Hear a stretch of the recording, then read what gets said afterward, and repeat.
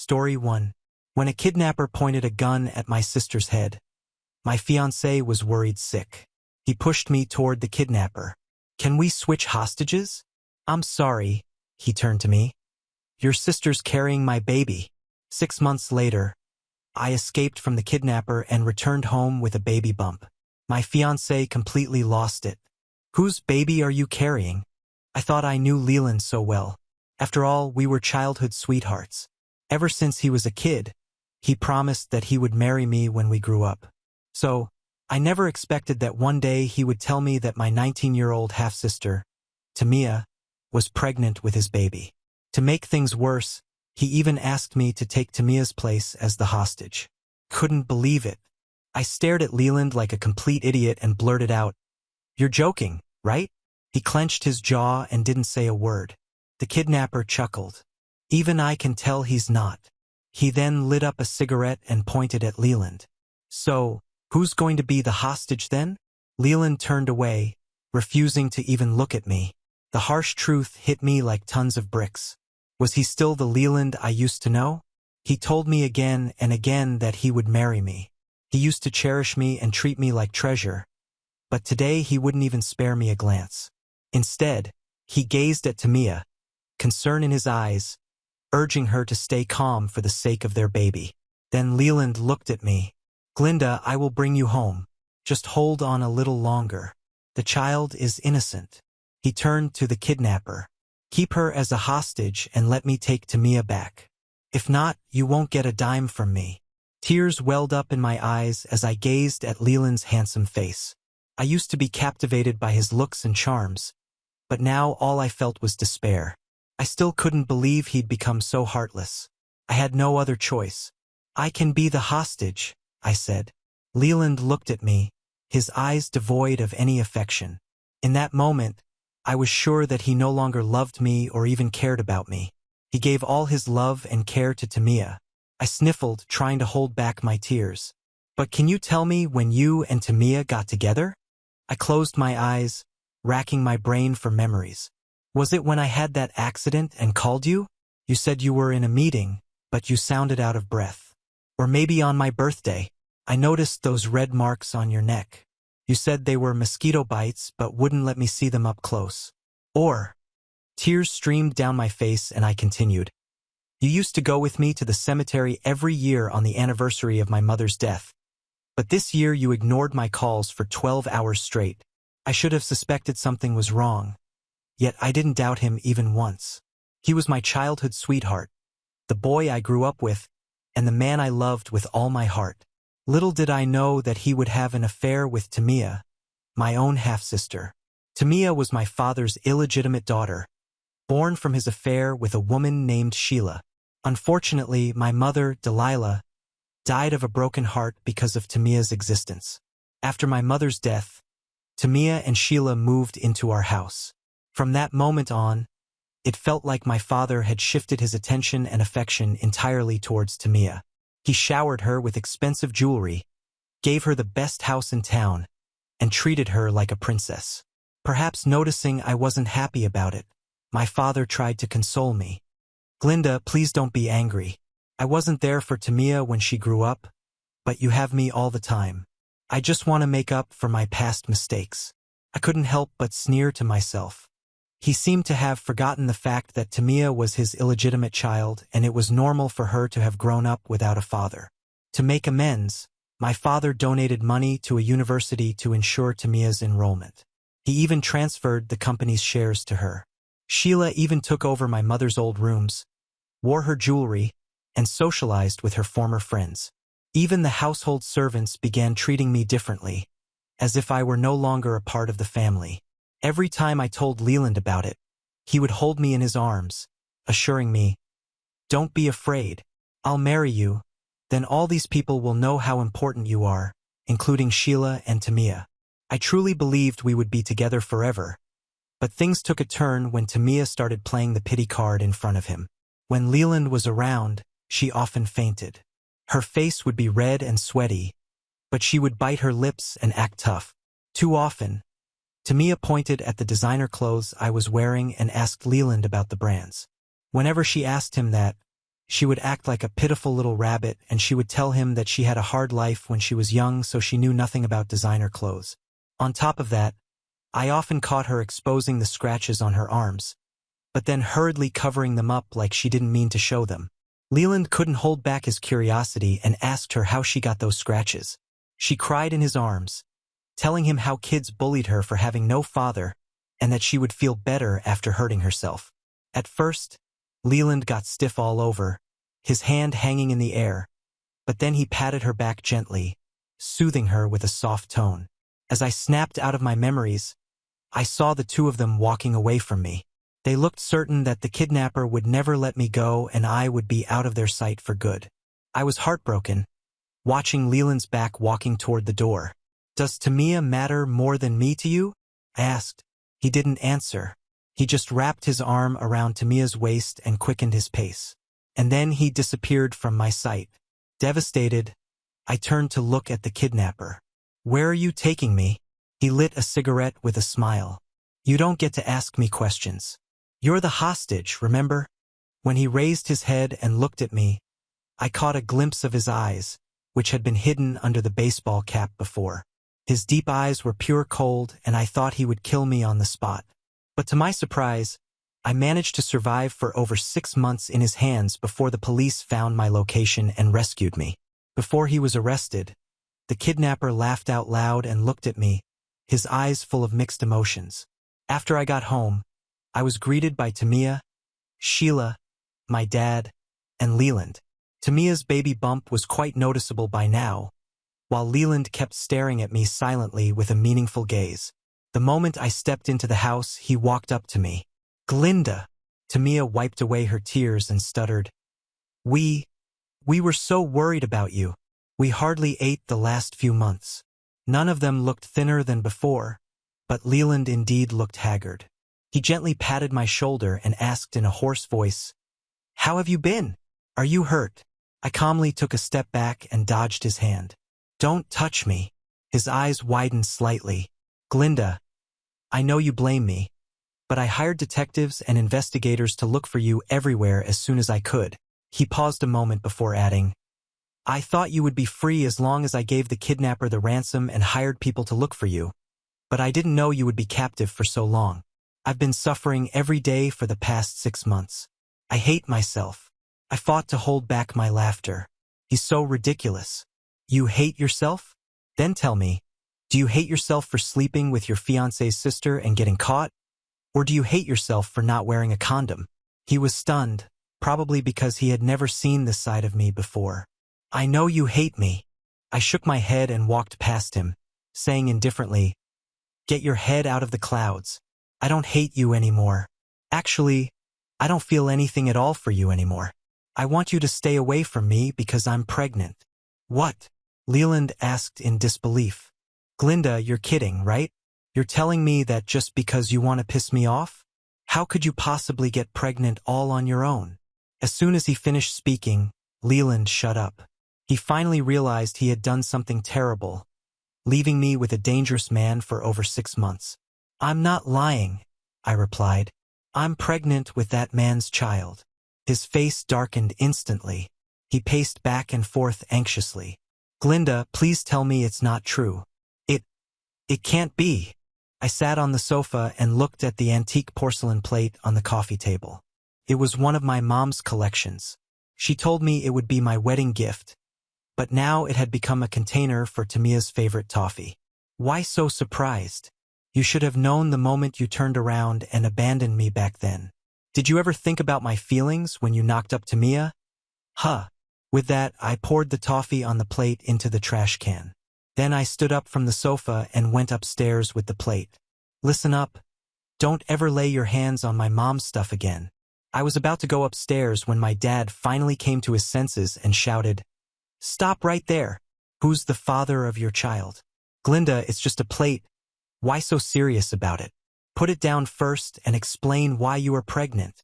I stopped and turned around, explaining impatiently, "Of course the man who took me hostage is the father.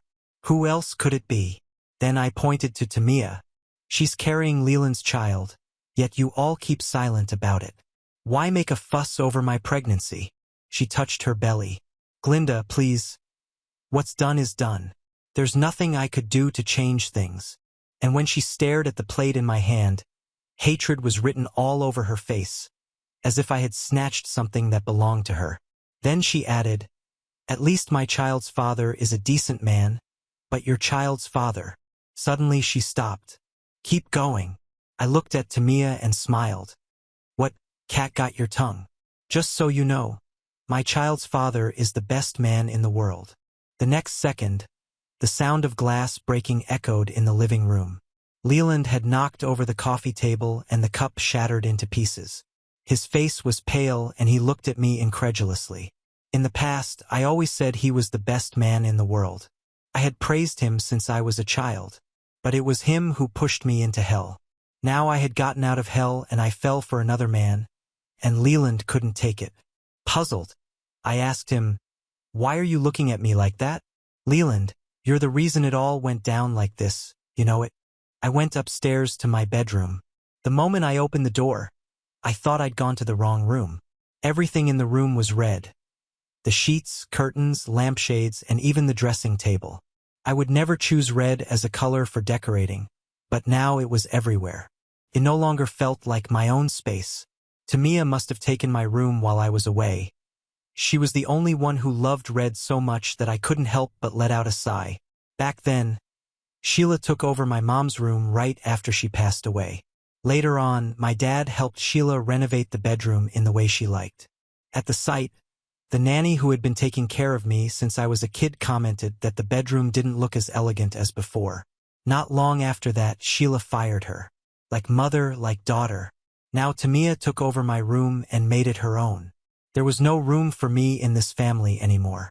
Tamia followed me and said, Glinda, I'm pregnant and need more sunlight, so I moved to your bedroom. Do you want me to move out? Then my dad uttered, It's okay, Tamia. Glinda is your sister. She doesn't mind it. Well, you can let her have your room. After closing the bedroom door, I told them firmly, No, I don't want a room.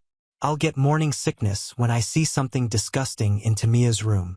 Then I turned around and went downstairs, adding, I'm going to stay in a hotel. My father was stunned because it was the first time that he had ever heard me talking back like that. In the past, whenever they treated me like trash, I would just take it, not daring to fight back. Tamia choked up, playing the victim again and again and again. Tears welled up in her eyes as she mumbled, Glinda, I told you, if you don't like it, I can move out. I frowned and stopped. Okay then, give me back my room. I hate your room, can't you see? Hearing that, Tamia was so shocked that she even forgot to keep the show going on. Nearly rolling my eyes at her, I made a gesture to motion her to get it started. Pack up your things and take them out of my room. I'm waiting, I demanded. I used to have a good temper and never got angry with others, believing that it was how a well-educated and elegant lady should behave. However, Harold Adams, the man who had kidnapped me and kept me by his side, burst my bubbles of fantasy. He told me that I should keep my good temper to myself and lash it all out when someone bullied me, especially when it came to dealing with my family. He stroked my hair and said, Promise me that you will never let anyone bully you again. Okay? And I nodded at him. Now, I was standing in the corridor with my arms folded, looking at Tamia's tearful eyes and listening to her sobs without saying a word. I wanted to see when she would start doing as I said. Unfortunately, before she could take action, my dad voiced his thoughts. Enough, Glinda. His voice echoed through the house, filled with annoyance. You're overreacting. All this over a room. I slowly turned to him, feeling a quiet rage build up inside me. Over a room? I repeated incredulously. Do you really think this is just about a room? My father let out an exasperated sigh. You've always been selfish. Your sister is pregnant and needs comfort. You lost your room months ago. Can't you just accept it? Did I lose it? Or did you hand it over like you do with everything that was mine? Silence. This isn't just about a room, Dad. It's about how you've stolen everything from me. Everything I had left. You already took my mother, my home, my fiancé, my future, and now you want the last piece of space that was mine. Tamia was sobbing in the background. placing a hand on her belly, as if me asking for my own room back was a direct attack on her unborn child. I can leave, really? She mumbled in a shaky voice. I lifted a hand to stop her. Great, then do it now. Her eyes widened in shock. What? I crossed my arms and stared at her. You said it yourself, you can leave. So do it. Pack your things and return what was never yours. She looked at our father for support. He crossed his arms and sighed heavily. Glinda, you can't just come back after months and expect to change everything. Don't you think Tamia has the right to a comfortable place? I laughed a cold, bitter laugh. Interesting. So abandoning me to die was a quick decision.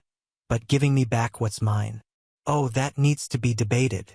Tamia lowered her head, but I caught a glimpse of a small, satisfied smirk at the corner of her lips. You're overreacting as always. This time it was Leland who spoke. My attention shifted to him, and the disgust I felt at seeing his face was so overwhelming that I was shocked I hadn't slapped him yet. Do you really want to give your opinion right now, Leland? After everything you did? He hesitated but held his ground. I tried to find you, Glinda. Tried. I let out a bitter chuckle. You sold me. You handed me over to a kidnapper like I was trash just to save your mistress. And now you expect me to believe you. Leland ran a hand down his face as if trying to keep his patience in check. I feel guilty every day. Oh, how sad. But guess what, Leland? I survived. And more than that, I moved on. His fists clenched at his sides. You moved on. Yes. I met his eyes without hesitation. I loved you my whole life. But you showed me what betrayal really is. You made me understand what it's like to be disposable. I died for you that day, Leland, but what you didn't expect was for me to come back. To rise from the ashes in a way you could never destroy again. His eyes shone with desperation, but I felt nothing for him anymore. Absolutely nothing. Now get out of my way. My father tried to step in. Glinda, you need to understand that your sister needs stability right now. And I needed a family, but that never seemed to matter to you, did it? Silence. I get it now. I was never important to any of you, so don't pretend to care now. I pulled out my phone and made a quick call. What are you doing? Tamia asked, suddenly anxious. Fixing this the right way. Minutes later, a group of security guards arrived at the door. My father's face turned red with anger. What the hell is this, Glinda? I'm taking back what's mine. This house is under my name. I was foolish enough to trust you and sign over some parts to you, Dad. But you know what I didn't do? I never gave away my share. And now I want it all back. Tamia turned pale. This has to be a joke. Looks like it's not. I smirked. If you don't want to leave, the guards can help you. She turned to Leland. Say something. Leland looked at me, then at Tamia. I think we should go. What? Tamia shrieked. You heard him. I shrugged. It's over. She wanted to protest, but the security guards were already prepared to escort them out. My father tried to argue, but for the first time I had the final say. And just like that, I watched as all three of them left the house that had once been my prison. When the door closed behind them, a heavy silence settled over the house. But for the first time in a long time, that silence brought me peace. I walked to what used to be my mother's bedroom and looked around. It was empty now. A new beginning. I pulled out my phone and dialed another number. I'm back. And on the other end of the line, Harold Adams' deep voice replied, Finally. I was waiting. I smiled because this time I had a future. A real future. One that I had chosen for myself. Now on to the next story. Story 2. When my mother-in-law found out that her husband had been critically injured in a car crash, she suffered a massive heart attack. The only one who could save her was my wife, the heart surgeon. I frantically called her, but her ex-boyfriend answered. Emily's tied up right now. What's the urgency? He said. Desperate. I shouted. Put Emily on the line now. Irritated, my wife responded. Can you chill? I've been slammed all day. Can I catch a break and have a drink in peace? She hung up abruptly. I tried calling back, but her phone was off. An hour later, Both my mother-in-law and her husband had passed away. Her situation was critical. My wife's coworkers spotted me dazed outside the emergency room and yelled, "What are you waiting for?" Torn because of the husband's condition post-crash, I felt stretched too thin. I had already tried calling but got no answer. I was a bundle of nerves, constantly redialing her number. Finally, it connected. "Emily, get over to the hospital now. Both your mom and dad. They're fading fast." The call was cut off. I tried again, but her phone was now off. Overwhelmed with anger and worry, I punched the wall in the hallway. They had always treated me like family. There was no way I could just let go. When the ER doctor finally emerged, I quickly briefed him on the situation and asked him to keep me posted. I then rushed off to find Emily. I remember Emily once mentioned her ex, Matt, who lived close by in Harmony Gardens.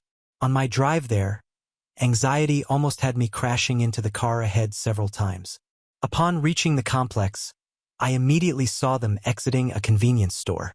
Matt was carrying takeout and beers while Emily walked beside him, both of them giggling like they were on a first date.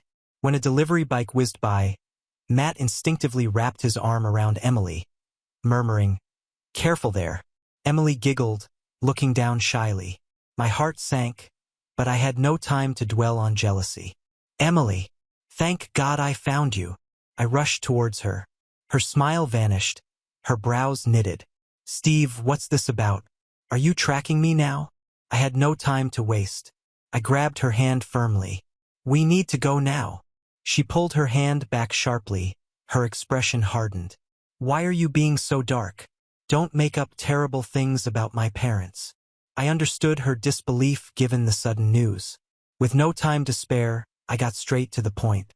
"Your dad's been in an accident and your mom had a heart attack from the shock. We need to move now. I was just on the phone with Dad. He's fine, just playing chess at the neighbors. How could he be in an accident? Mom's checkup was clear last week. No way she had a heart attack. You've got to do better than that if you're lying." She looked at me like I was out of my mind. "I'm not lying. Please, just trust me." As I spoke, Matt moved to protect her as if I might snatch her away. "Steve, why go to such lengths? Emily wanted to chill with me. Why drop such harsh words about her folks?" Before I could clarify, he added, "They love you like a son and you repay them with this? Man, that's low. Even I'm losing respect for you now." He took Emily's hand, pulling her away. "I'm out of patience. Get back home already." Emily dismissed me with a wave. She looked cold and dismissive, as if I were nothing more than an annoyance. At that moment, all I could focus on was getting her to the hospital. The doc had warned that her dad might not pull through and Emily was the only hope for her mom. My ego was totally irrelevant right now. I bolted over to stop Emily, desperation cracking my voice. "I swear I'm not lying. Your mom and dad are in deep trouble. Please, just come with me." She looked skeptical, so I pulled out my phone with trembling hands. "Don't believe me? I'll call your colleague right this second." Emily's eyes sparked with anger. If it were true, I would have heard by now. I wanted to explain that her phone was off. How could anyone reach her? But before I could speak up, Matt interjected. He scoffed. "Run out of tall tales, have you? Look, I know you're green with envy because Emily's here with me. We're just buddies, dude. You don't need to go all Psycho X on us. Come on, be a bigger man. Playing dirty with her folks' lives? That's just vile." He stood there, arms crossed, looking down his nose at me as if he had the moral high ground. But he was the last person to preach. Mind your own business. Anger bubbled over and I lost all pretense of calm. A reasonable guy would have zipped it by now, but Matt? No chance. He turned to Emily, putting on a victim's face. "See, Emily? I was spot on about him." Emily's face turned stormy. "What's with you? Why can't you just back off? I just wanted to unwind with Matt and you're making a mountain out of a molehill. I've been slammed at work, finally got a break, and I can't chill with a friend? Ever heard of giving space? Matt's just being decent and you're treating him like trash. Is this how you treat people?" She was all up in my face, her finger nearly poking my nose. I didn't have time to argue. not with her parents hanging by a thread. I pushed down the rising turmoil inside. Sweating, I wiped my brow and pleaded in a low voice, "They're in the ER. Your parents. Are you really going to ignore them for a drink?" Emily paused, seeming to catch the sincerity in my voice. "Emily, look, it's our old school friends." Matt pointed excitedly at a nearby restaurant. Through the large glass windows, a couple inside noticed them and waved. "What are the odds? Haven't seen them in ages. Let's catch up." Emily started to leave, but I grabbed her, desperate. "We're running out of time. Your parents are waiting for you. You're their only kid. Don't miss saying goodbye to your dad. Don't just watch your mom pass away." Matt was relentless, his tone icy. "Steve, you done with your drama? Enough already." He started pulling Emily away. She chose him. The thought of them potentially dying alone crushed me. Tears flooded my eyes and I dropped to my knees. "Emily, if I'm lying, let the sky fall on me." Emily paused, clearly torn. "Steve, can you ever just let it go? Emily had always been patient, avoiding fights with you. Why can't you let her have some downtime with friends? Does her life have to be all about work and dealing with you?" Matt was visibly agitated, acting like I was the villain of the century. His look of disgust was plain as day. He took a deep breath and then said with a shaky voice, "Maybe you should just go with him, Emily. I'll smooth things over with our friends. After all, a husband matters more than friends, right?" Without another word, he headed towards the restaurant across the street, not looking back. His tactic worked like a charm. Emily dropped everything and ran after him. As she stormed off, she threw a fierce warning over her shoulder. "Not next time. You dare curse my parents and we're through." No matter how loudly I called after her, she wouldn't stop. How could such wonderful parents have raised someone so cold and stubborn? A simple phone call could confirm the truth, yet she stubbornly refused to make it. Torn between her parents and her first love, her heart had long since tipped towards him, and there was no looking back. How could she be so sure I was lying? After all our years together, didn't she trust me at all? The doctor called in a panic. "Charles and Margaret are fading fast. Why aren't you here yet?" I raced to the car, speeding back to the hospital. Charles didn't make it. He was gone by the time I arrived. Holding back tears, I went to see Margaret. The life support was off. She lay there gasping for her last breaths, silently waiting. Hearing my footsteps, she slowly turned her head. When she realized I was alone, the faint light in her eyes flickered out. Where's Emily?" I couldn't bear to look into her eyes, my hands shaking as I held hers. If I had known I couldn't bring Emily back, I wouldn't have left. I could have been there for them a little longer. I couldn't tell her that Charles was gone, nor could I say that her beloved daughter was out drinking and laughing with her old flame. "Mom, Emily's tied up with a patient and couldn't break away. That's a doctor's duty." I don't blame her. Emily had always excelled, from grade school through to a combined undergrad and grad at a top medical school. Her parents' pride. Yet now I felt nothing but heartache. I hated that I couldn't bring Emily back, and I resented that she only listened to Matt. "Steve, you've been a good son. I just wish I could see Emily one more time." Those were Margaret's last words. In her final moments, all she wanted was to see her daughter Emily. But where was Emily? She was reliving the good old days with her first love. I fought back tears, but they came anyway. I tried calling Emily again. No answer. Fighting through my grief, I took care of Charles and Margaret's final arrangements. They had lived modestly and didn't want a big fuss, just a quiet farewell. I arranged for their cremation and had their ashes placed together. Life is fleeting. In an instant, 2 vibrant lives were gone. On my way home, I called Emily several more times. Still no answer. She hadn't gone to work and was still with Matt. Holding the urns, I sat on the living room sofa, haunted by memories of Charles and Margaret's warm smiles.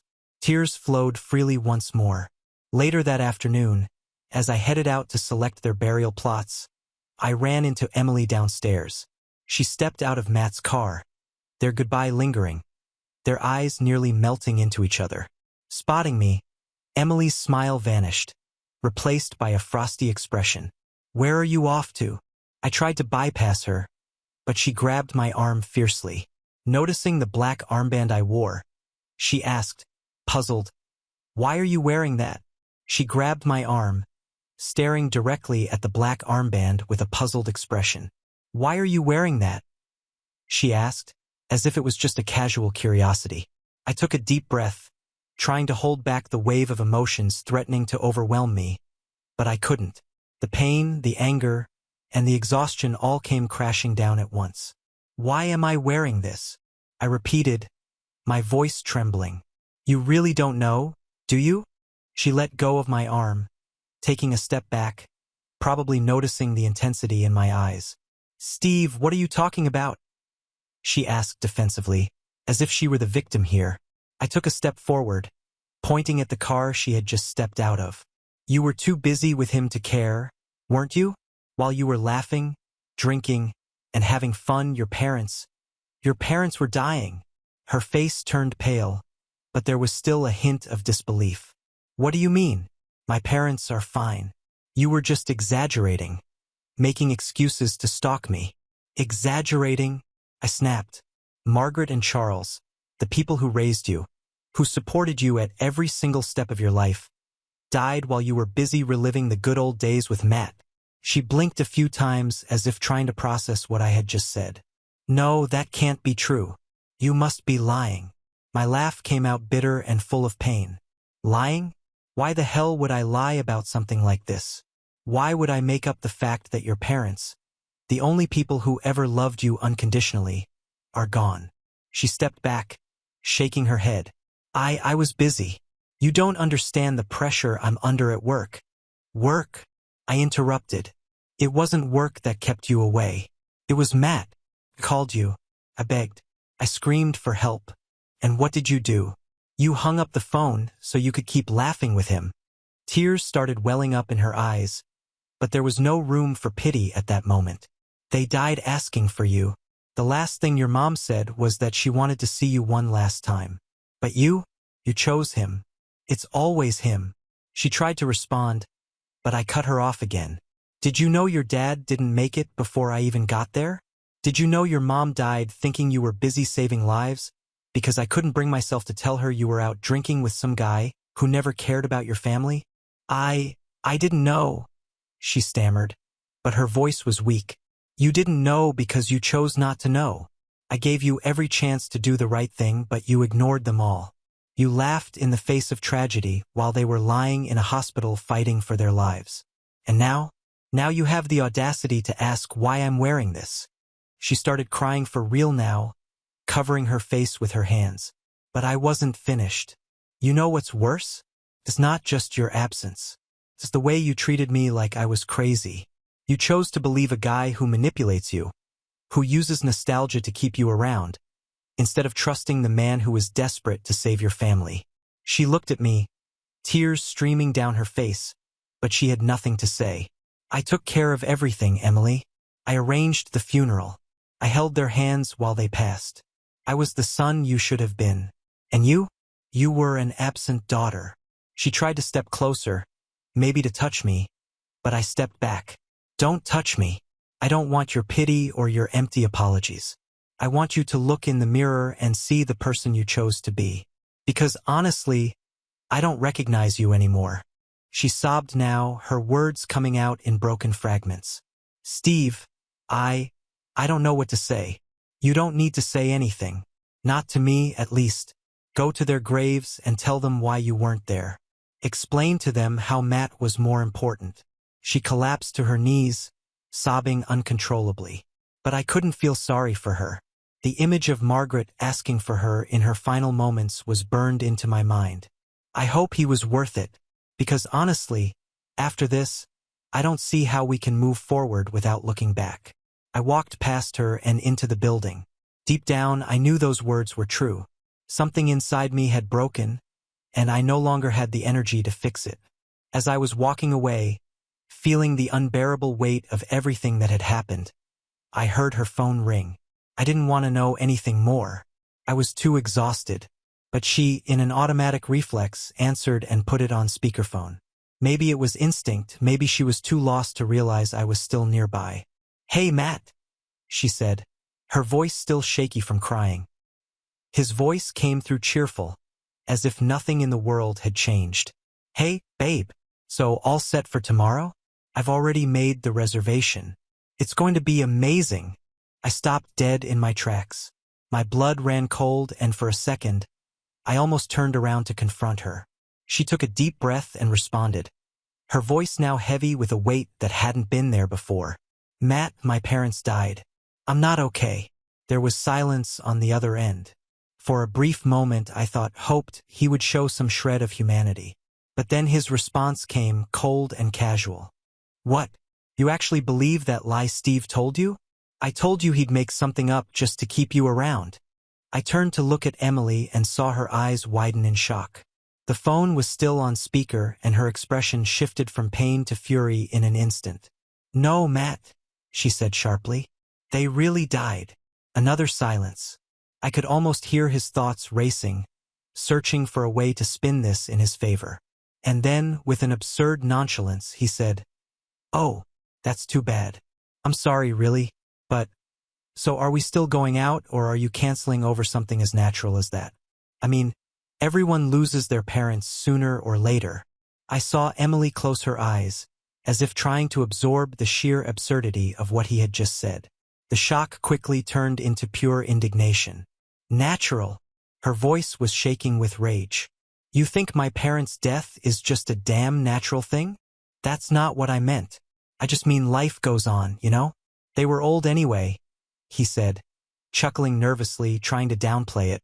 Emily gripped the phone so tightly I thought she might break it. "Go to hell, Matt. You're a piece of garbage. I gave up everything for you. Ignored my family, humiliated Steve, and for what? For this? To hear that my parents' death is nothing more than a natural event? Emily, relax. You're overreacting." "Overreacting?" she yelled. "I left everything for you. You made me believe that Steve was suffocating me, that I needed space, and all this time you were just using me to boost your pathetic ego." The anger and pain in her voice were almost tangible. She squeezed the phone even tighter and then, without hesitation, ended the call and threw the phone onto the ground as if trying to rid herself of him for good. I watched in silence, still feeling the chill from what I had just heard. Emily stood there, staring into nothing, her shoulders shaking. For the first time in a long time, I saw a vulnerable Emily, a broken Emily. And despite everything, despite what she had put me through, I couldn't just ignore her. I took a hesitant step towards her. "Let's go home." She lifted her teary eyes to me, filled with guilt and sorrow. For a second she hesitated. Then she slowly nodded without saying a word. I picked up her phone from the ground and put it in my pocket, as if that could help her walk away from that mistake. On the way back, the silence was heavy, suffocating. She curled up in the passenger seat, staring out the window, lost in thought. I knew she was punishing herself, replaying every wrong choice she had made, every moment she chose Matt over facing reality. When we arrived home, she stood at the door, unable to bring herself to enter. I didn't know what to say because part of me was still furious with everything she had put me through. But the other part, that foolish part that still cared, just wanted to make sure she was okay. "Do you want me to stay?" I asked without looking directly at her. She nodded, unable to speak, so I stepped inside with her, closing the door behind us. She collapsed onto the couch, holding her head in her hands, and finally the sobs came uninhibited. I stood there watching, wondering if I would ever be able to forgive her for all of this. But for now, I just sat down beside her. Not as her husband, not as someone who was still angry, but as someone who knew what it was like to lose people who mattered. And no matter how many mistakes she had made, no one deserved to go through this alone. The following days were a whirlwind of silence. The house, once filled with conversations and plans, now felt like an empty space heavy with memories. Emily spent most of her time in the bedroom, lying on the bed, staring at the ceiling, or quietly crying. I, on the other hand, wandered through the house in silence, trying to organize my thoughts and find some kind of peace amidst the emotional chaos. I wanted to feel anger. I wanted to hate her for what she did, for how she treated me, for abandoning everything we built together for a pathetic illusion with Matt. But deep down, I knew that anger wouldn't change anything. It wouldn't bring Charles and Margaret back. What she did was betrayal, not just as a wife but as a daughter. She abandoned the people who loved her the most in their most critical moment, and that was something time couldn't erase. During those days, I watched Emily try to make amends in small ways. Making coffee in the morning, attempting to engage in casual conversations as if things could go back to normal. But they couldn't. I knew it, she knew it. Every glance we exchanged carried an unbearable weight, an unspoken understanding that something within us had shattered beyond repair.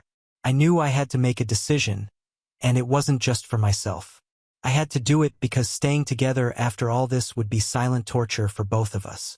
One night, while I was packing away some of the boxes from the funeral, Emily walked into the living room and stood at the doorway, watching me with red, tired eyes. "Steve." Her voice was weak, hesitant. I stopped what I was doing, not looking up. "I know," I said calmly. Before she could continue, I added, "We need to talk." She took a deep breath, nodding slowly as she walked over to sit on the couch. I remained standing for a moment, looking at her, trying to find the right words. "Emily, I don't want to be cruel to you. I know you're hurting and I don't want to make things harder. But what happened? All of this. I can't ignore it." She bit her lip, clutching her hands tightly. "I know I hurt you, Steve. I was blind. I was selfish." "It's not just that," I interrupted softly. "You made a choice. You chose him. You chose that life. I tried, Emily. I tried reaching out to you in every possible way, and yet you treated me like I was just an obstacle in your life." She lowered her head, silent tears streaming down her face. "I regret it so much." I sat down beside her, but I kept my distance. "I believe you. I know you regret it, but it doesn't change the fact that I can't look at us the same way anymore. I can't forget what happened. I can't forget how you chose someone who clearly never cared about you while your parents were dying." She sobbed, covering her face with her hands. "I don't know what to say." "You don't have to say anything," I sighed. "I've already decided. I want a divorce, Emily." Her head shot up quickly, as if she had expected to hear something else. But when she saw the firmness in my expression, she realized there was no going back. "I understand," she murmured. "You have every right to hate me." I shook my head. "I don't hate you. That's why I'm trying to do this as peacefully as possible. You're grieving and so am I. I don't want to make this harder than it already is." She sat in silence, staring at the floor, absorbing my words. What do I do now?" she whispered. "You take care of yourself," I said, standing up. "You process all of this, learn from your mistakes, and move on." She nodded slowly, unable to meet my eyes. "I never wanted this to happen, but it did," I said, walking toward the door. "I'll sleep on the couch tonight. Tomorrow we'll figure out the paperwork." Before leaving the room, I heard her shaky voice. "Thank you for not hating me." I paused for a second but didn't respond. I just walked out, knowing that was the best goodbye I could offer. In the following days, we handled the divorce paperwork with the same cold detachment necessary to close a chapter that was once full of love. There were no fights, no accusations, just two strangers dealing with the consequences of wrong choices. When I finally signed the papers, I felt a weight lift off my shoulders for the first time in a long time. I took a deep breath without feeling a knot in my chest. Emily, on the other hand, seemed lost. There was nothing I could do for her now. We each had to fight our own battles. The day I left the house for the last time, she stood at the door, watching me go with eyes filled with regret. "Take care of yourself, Emily," was all I could say before walking away. I didn't look back. I didn't need to. I knew that some things would never be the same again, but at least I was free to start over. Now on to the next story. Story 3. After 7 years of being a stay-at-home mom, my husband resents me for embarrassing him, and my son tells people I'm just a babysitter. Good. I don't do laundry anymore, I don't cook anymore, and I dress up every day to go shopping. However, the father and son are in a hurry. I was picking up Carter from Windsor Elementary when I ran into Lily Whitman's mom. Just as I was about to greet her, Carter jumped out in front of me, blocking my way. "This is our nanny. You don't need to talk to her," he said. Then he turned to me and shouted, "You're embarrassing. Don't come to school looking like that." I looked down at my faded clothes. Between taking care of the house and family, I hadn't had time to dress up. My ungrateful little brat had the nerve to be ashamed of me, but I wasn't going to take it lying down. I slapped some sense into him, hard. Carter's face turned beet red. When we got home from school, I sat on the couch with a cold expression. I didn't cook dinner, didn't clean, and didn't wash a single piece of clothing. Carter, as usual, didn't think he'd done anything wrong. He expected everything to continue like normal. "Mom, I'm hungry. Hurry up and make dinner," he demanded. I shot him a look and said, "Don't call me Mom. I am not your mom." I looked around at the dirty laundry and messy living room and sank deep into thought. It's been 7 years since I became a full-time mom. I gave up my job for Carter. Every little thing, meals, laundry, school, health, was all on me. But today, the way he acted made me realize all my efforts were for nothing. Why had I sacrificed so much? When I refused to make him dinner, Carter lost it completely.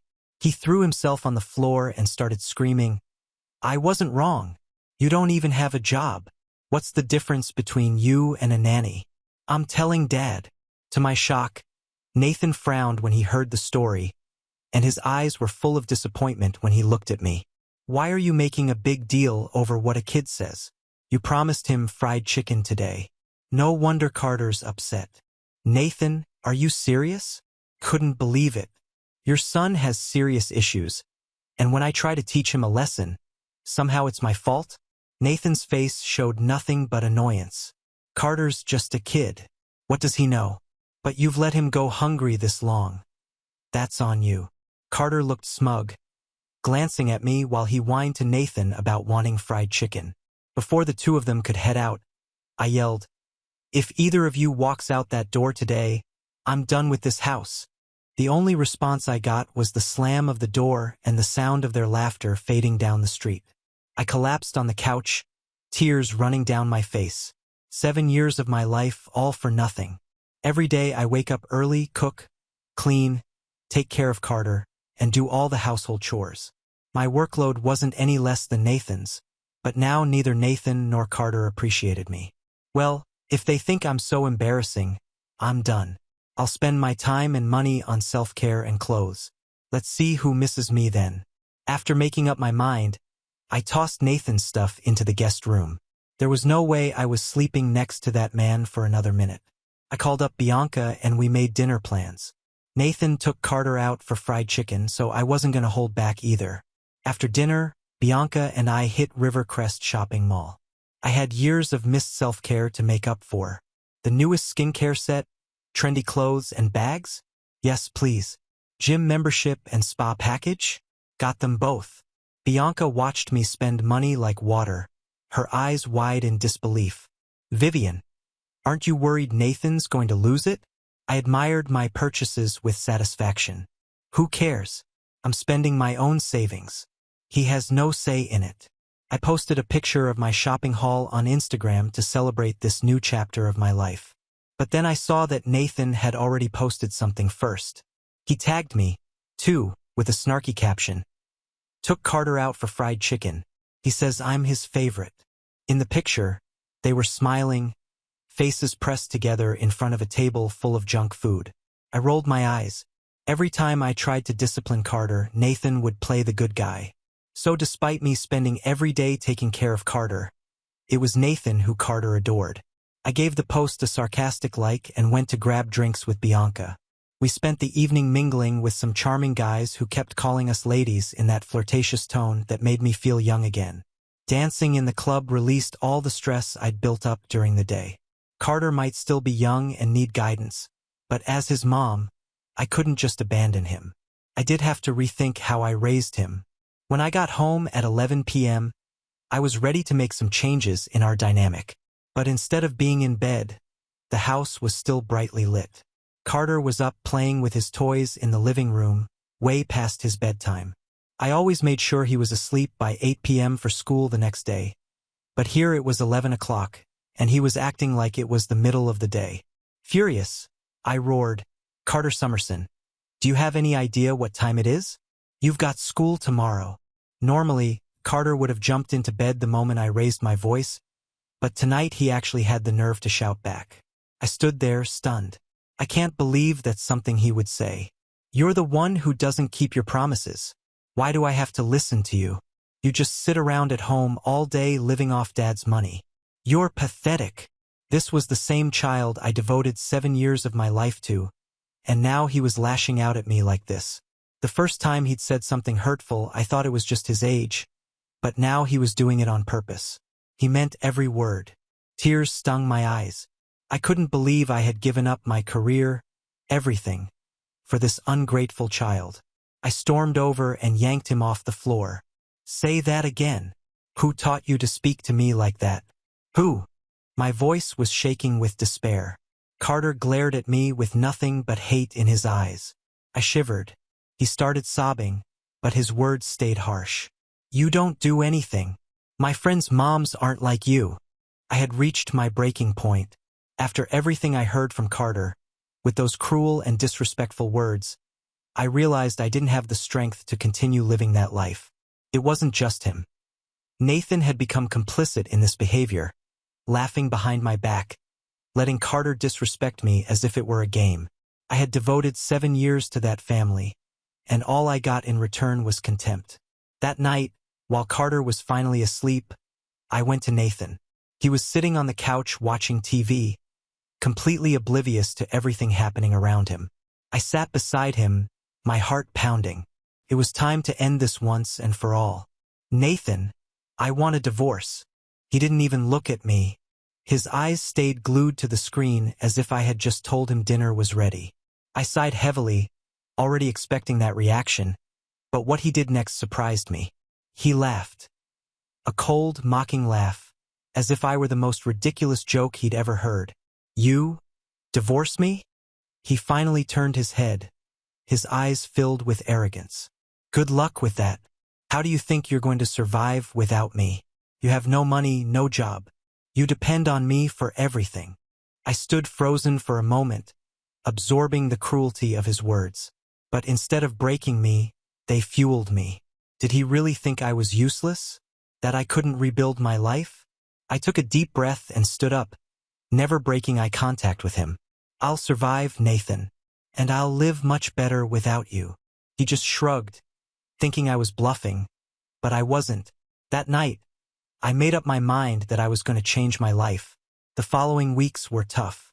Nathan completely ignored me, as if he was waiting for me to give up on the divorce and return to our miserable routine.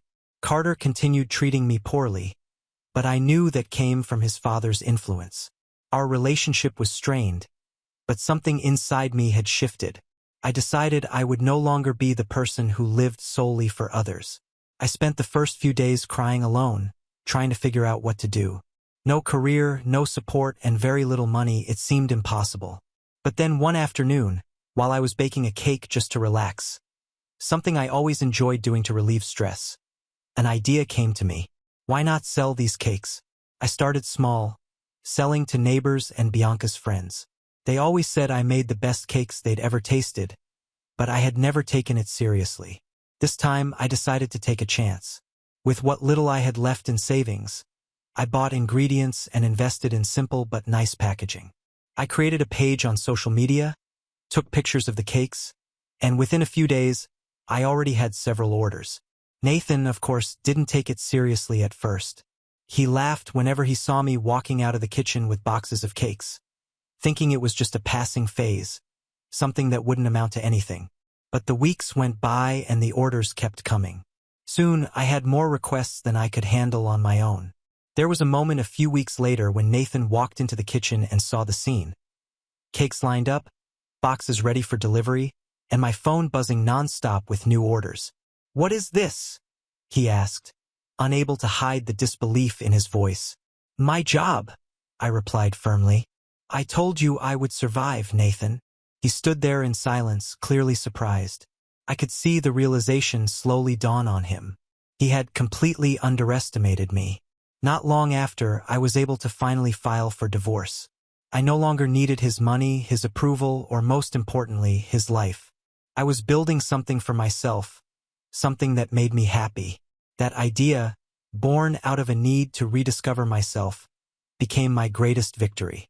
In a few months, I expanded my cakes to local cafes, and even Carter began treating me differently, seeing that his mother wasn't the weak and dependent figure he thought he was. He was still young and our relationship was still strained, but now I knew I could take care of myself and, if necessary, of him without needing anyone. I had finally set myself free. I walked out of that house with just a suitcase in my hand and a purpose in my heart. Never to depend on anyone again. Nathan didn't believe in me. He thought I couldn't survive without his help. But the moment I closed the door behind me, I knew I was leaving behind not just a failed relationship, but an old version of myself that no longer existed. Over time, my small cake business grew. The success I found selling to neighbors expanded to cafes and local restaurants. I worked tirelessly day and night, experimenting with new recipes, developing my brand, and learning everything I needed to know about running a business. I couldn't afford to rely on anyone.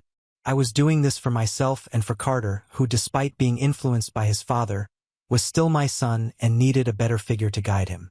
Within a year, I opened my first bakery. It was called Sweet Victories, a personal reminder that every challenge I overcame was a sweet triumph. Customers came from all over, drawn by the flavor and quality of the cakes, and the shop quickly became a local favorite. With the money coming in from sales, I opened a second shop in another city, and before I knew it, I was franchising across the country. In 5 years, Sweet Victories had become a national chain. Each store represented a piece of my journey, a living testament to the fact that with determination and hard work, I could overcome any obstacle. The name, which had started as a personal symbol, now represented so much more. It was a victory over Nathan's contempt, over the years of being undervalued, and most of all, over my own doubts. At the peak of my success, something unexpected happened. I received a court summons. Nathan, broke and bitter, had filed a lawsuit against me. He was demanding half of the Sweet Victories brand, claiming that since we divorced during the business's growth, he was entitled to a portion. His audacity left me speechless. He hadn't contributed a single penny or effort to my success. On the contrary, he had tried to undermine and humiliate me, and now he wanted to profit from it. On the day of the trial, I was ready. The courtroom was packed, and the tension in the air was palpable.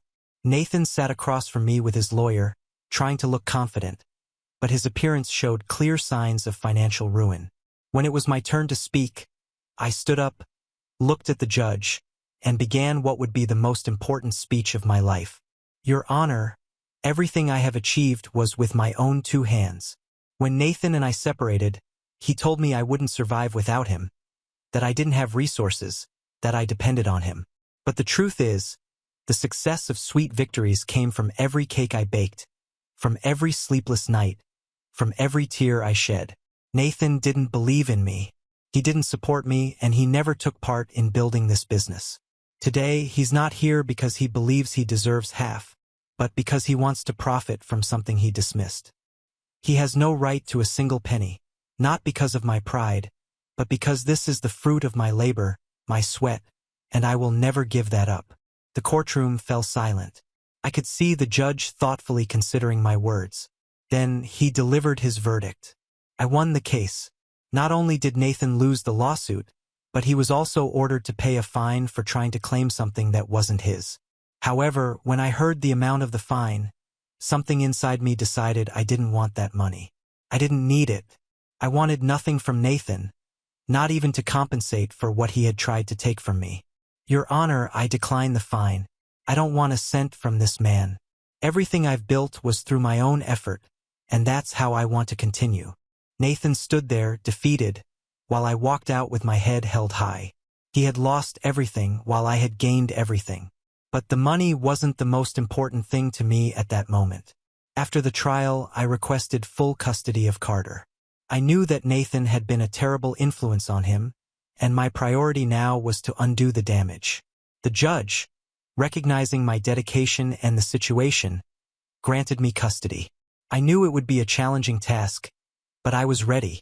I raised Carter with discipline, teaching him the value of hard work, honesty, and respect. It wasn't easy. He had been shaped by years of permissive behavior. But over time, he began to change. Slowly, he saw the kind of person his father truly was, and eventually, he realized how much I had fought for the both of us. Today, Carter is a responsible young man, and Sweet Victories continues to grow with franchises all across the country. Looking back, I see that all the pain, the tears, and the sleepless nights brought me to a place of peace, success, and pride. Nathan, he's long gone, bankrupt and with nothing left. But me, I have everything that truly matters. Even after all the hurtful things Carter said to me, I knew deep down that I could never abandon him.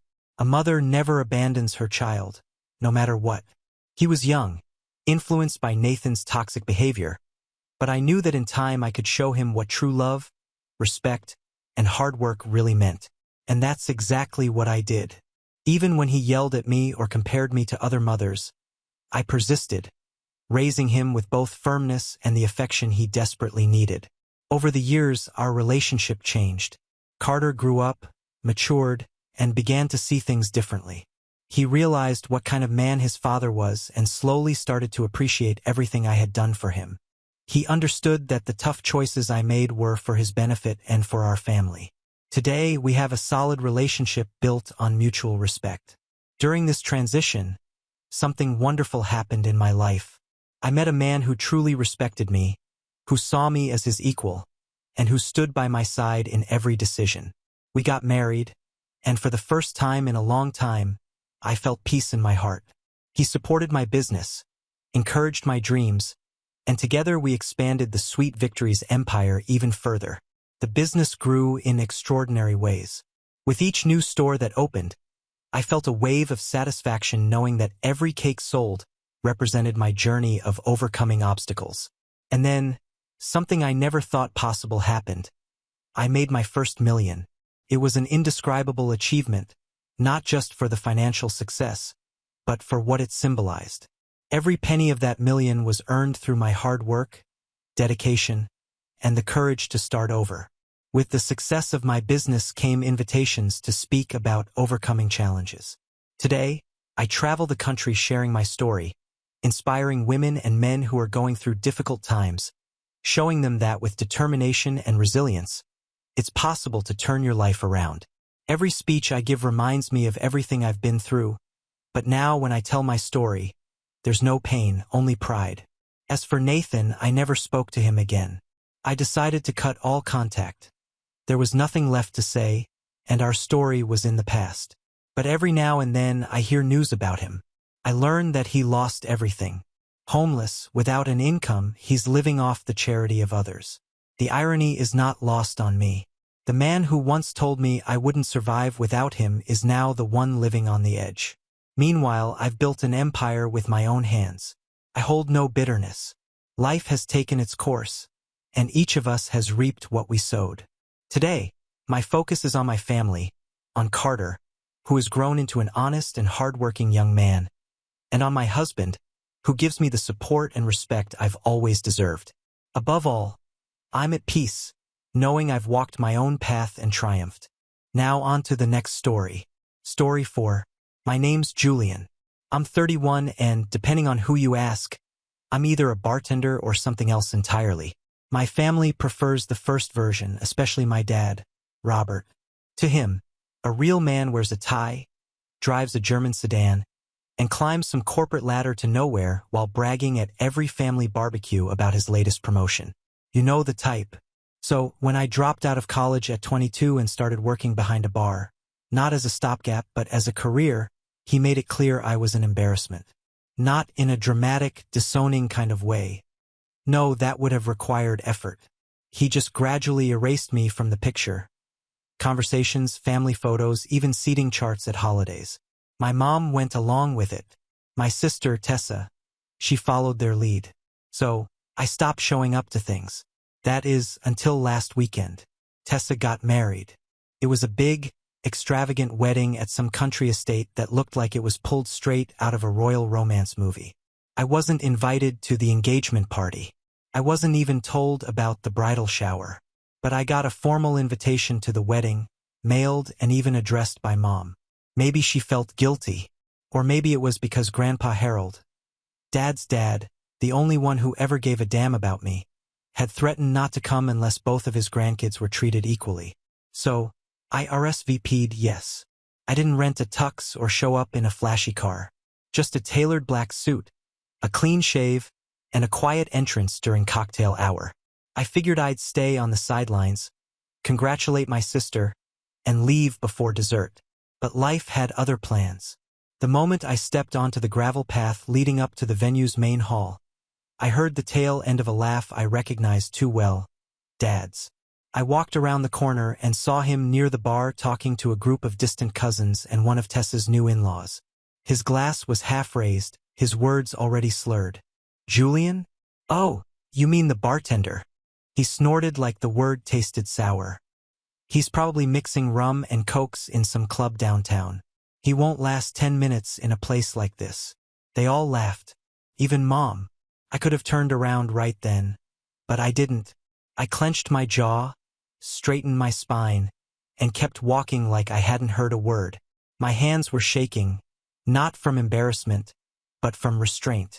I hadn't seen Dad in over 2 years, and the first words out of his mouth about me were a punchline. The reception hall was huge. Marble floors, vaulted ceilings, and chandeliers big enough to crush a smart car. People in designer suits and sequin gowns sipped champagne and laughed like they were born doing it. I stayed on the edge of the room, watching the social machine run smoothly without me. Then the couple made their entrance. Tessa in a pearly white dress, her new husband, James, in a tailored navy tux. They looked good.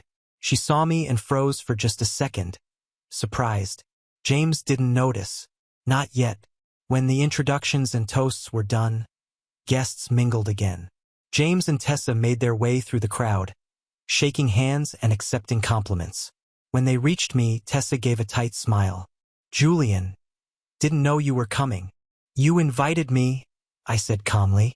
Right? She said quickly, glancing away. Then James held out his hand. Nice to meet you. I'm James. I know, I said, shaking it. He grinned until he didn't. His smile slowly faded as he stared at me. Really stared. His grip loosened. His brow furrowed. Wait, what's your last name again? I tilted my head slightly.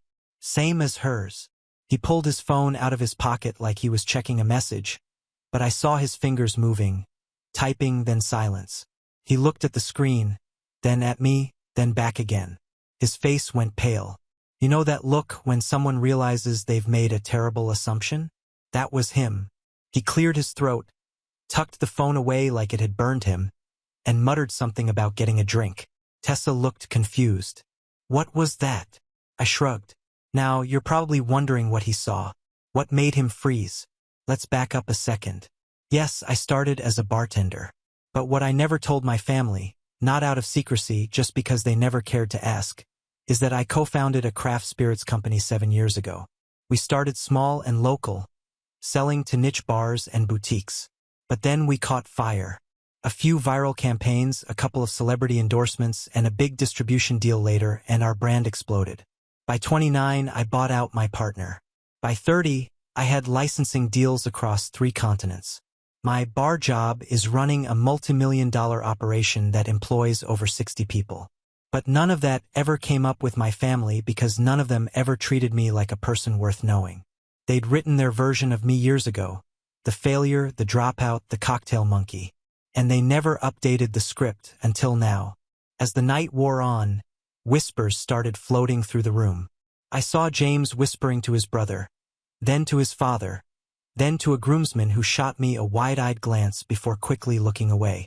Somewhere between the salad and the main course, my dad approached me.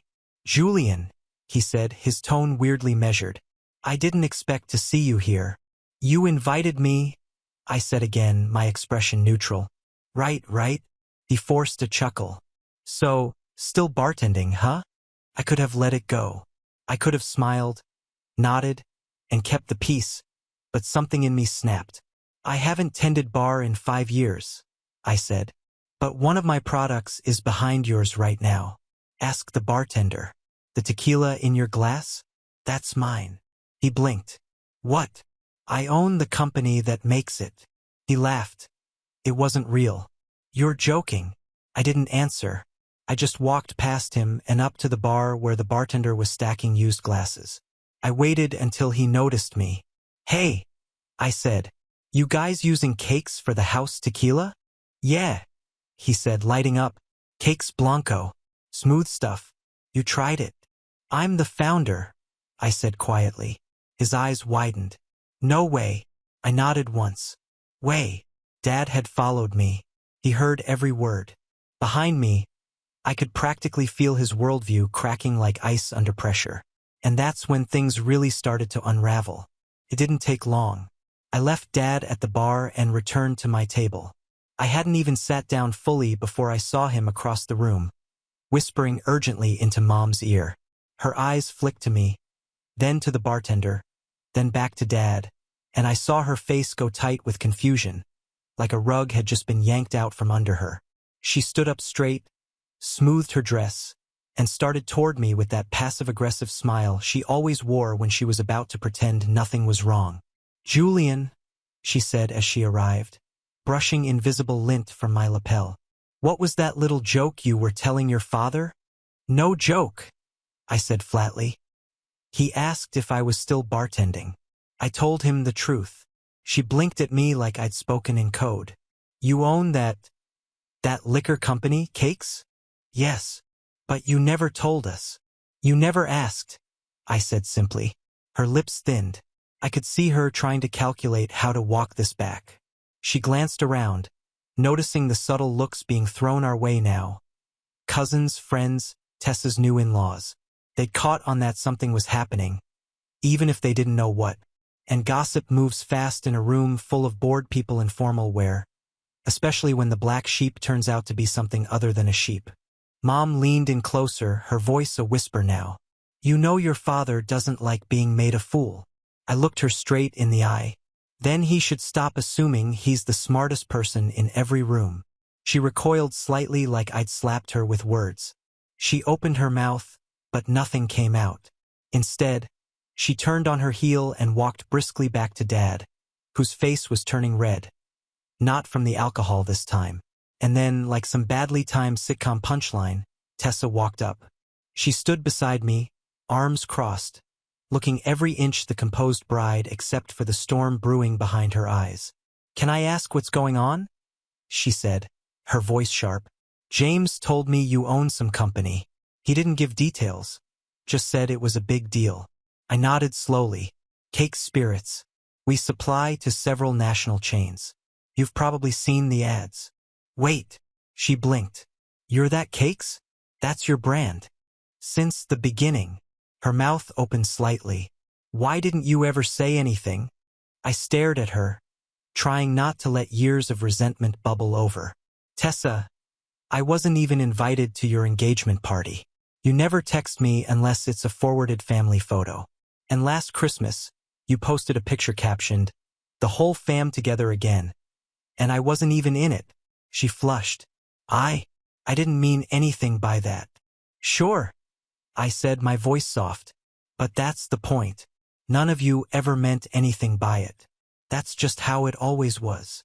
She didn't respond, just stood there in her overpriced wedding gown, suddenly unsure of which side of the social dynamic she stood on. And right then, James returned. He was pale again, holding his phone like it had started bleeding. He said to Tessa, glancing at me like I might evaporate. Can we talk? She frowned. What's wrong? He looked at me again, then leaned in and whispered something into her ear. I couldn't hear it, but I saw her expression change. Her jaw dropped. Her eyes darted to me, back to him, and then down at the phone he held up. Then she slowly turned back to me. You're on Forbes? She asked, her voice cracking halfway through the sentence. I nodded. Made the 30 under 30 foot list 2 years ago. There's a video, too. James looked like he wanted to melt into the floor. I didn't know who you were when I shook your hand. I thought you were just a bartender. I offered, I countered. He nodded awkwardly. Sorry. That's when the rest of the room started catching up. I saw a bridesmaid whisper to a groomsman. A cousin pulled out his phone, then another, and another. I watched as one of them tapped through images and suddenly froze, eyes wide. He turned the phone around to show someone else. My name, my photo, and article headline, "The Bartender Who Built a Liquor Empire." And just like that, I wasn't invisible anymore. People started approaching, a few politely at first with soft congratulations and questions about how I built the business or whether I was expanding internationally.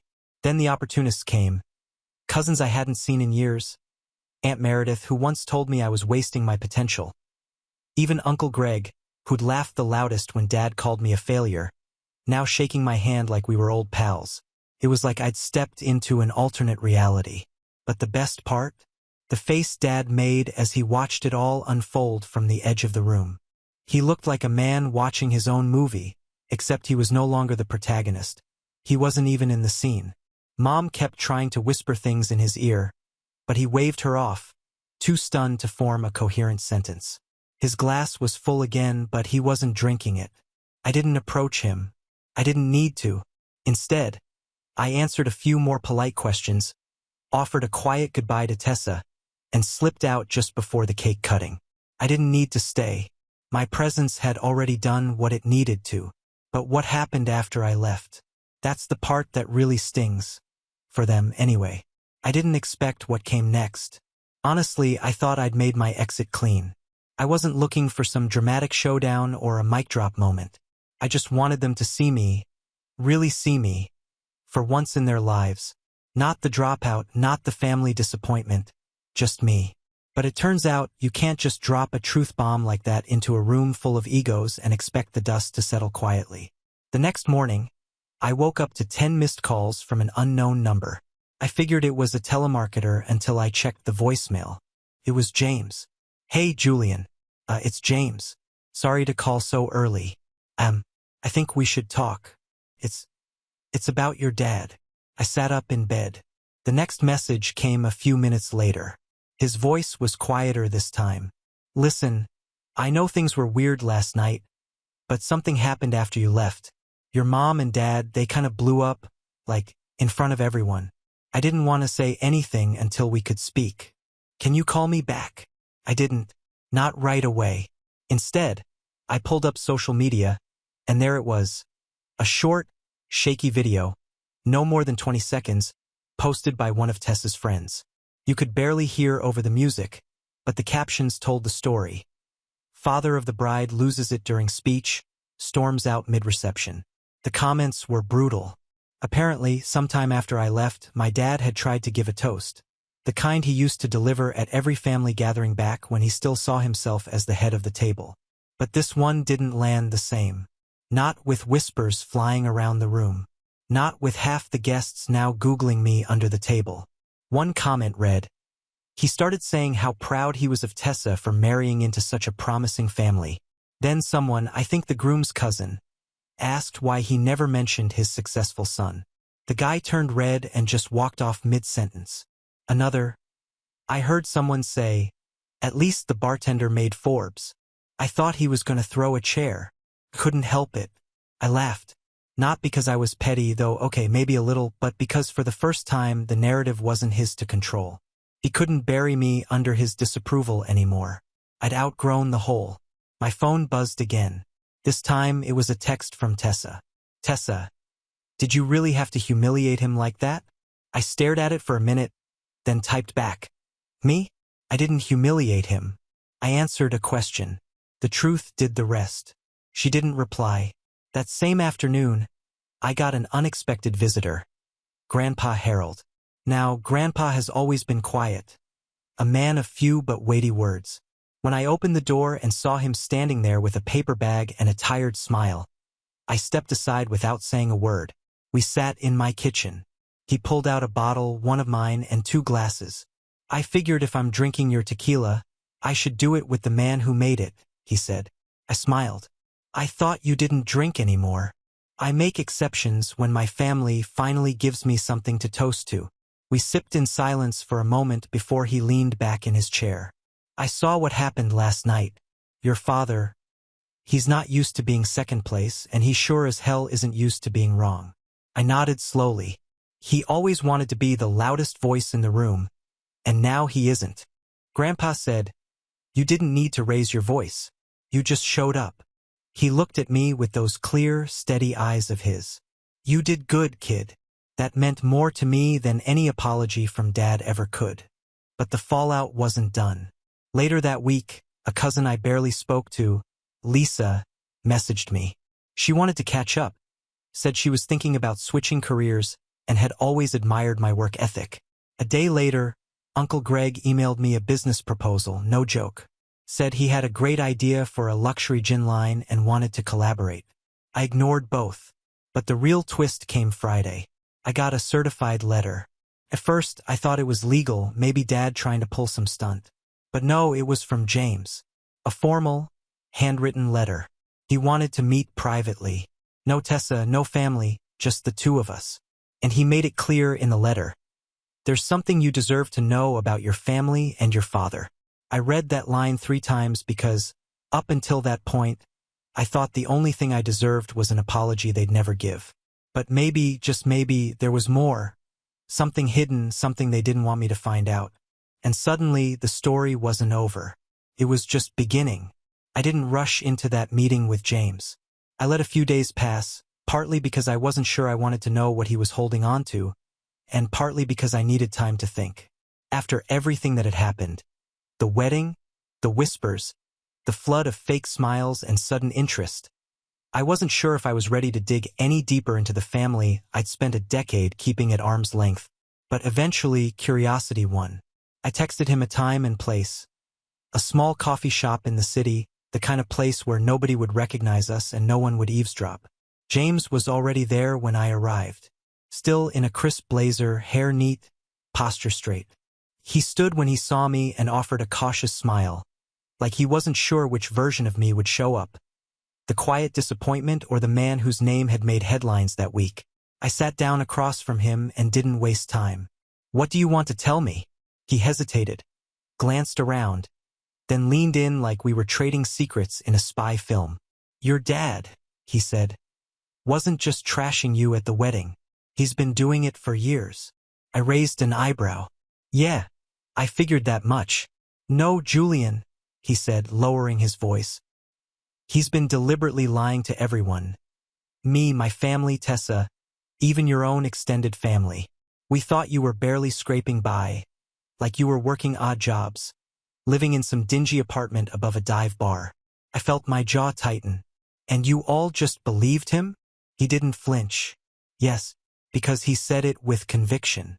And because every time your name came up, he'd change the subject or laugh or tell some story about how you couldn't hold a job or never finished anything you started. That part wasn't new, but it still hit like a slap." James continued, "But after I looked you up, after I realized who you actually were, I asked Tessa if she knew. She didn't. She was floored. And when she asked your parents, well," he took a breath. "Robert didn't deny it. He just said, 'He's not like the rest of us.'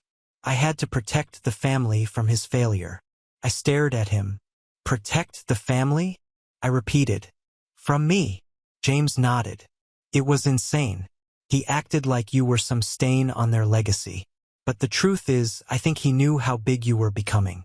I think he knew before we did, and he couldn't stand it." I sat back in my chair, the words tumbling around in my head. All those years, I'd assumed they just didn't care. But they did, just not in the way I'd hoped. Dad had been actively rewriting my story behind my back, turning me into a cautionary tale to make himself look better. A failed son, a disappointment to be pitted, not celebrated. James slid something across the table. A manila envelope. "What's this?" I asked. "Proof," he said. "Emails, messages. Even one where your mom told my mom you were working at a rundown bar near Skid Row. That was just last year. She actually said you were one missed paycheck away from asking for help."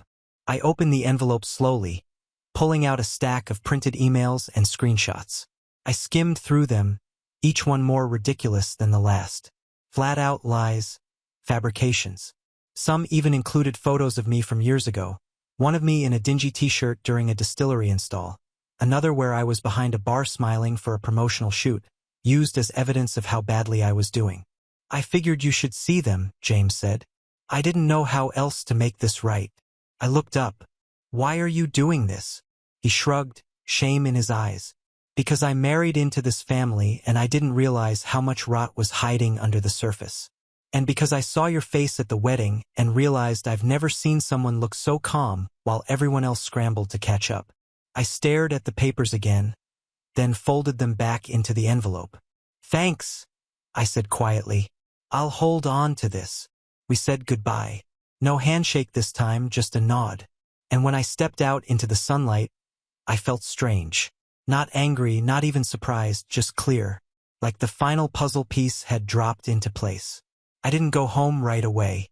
Instead, I drove out to the suburbs, back to the house I hadn't stepped foot in for years. The house where I'd grown up, been told who to be, and eventually discarded like a failed experiment. Mom's car was in the driveway. So was Dad's. I rang the doorbell. Mom answered, wearing her usual polished smile, the kind she used to welcome church friends or neighbors she secretly gossiped about.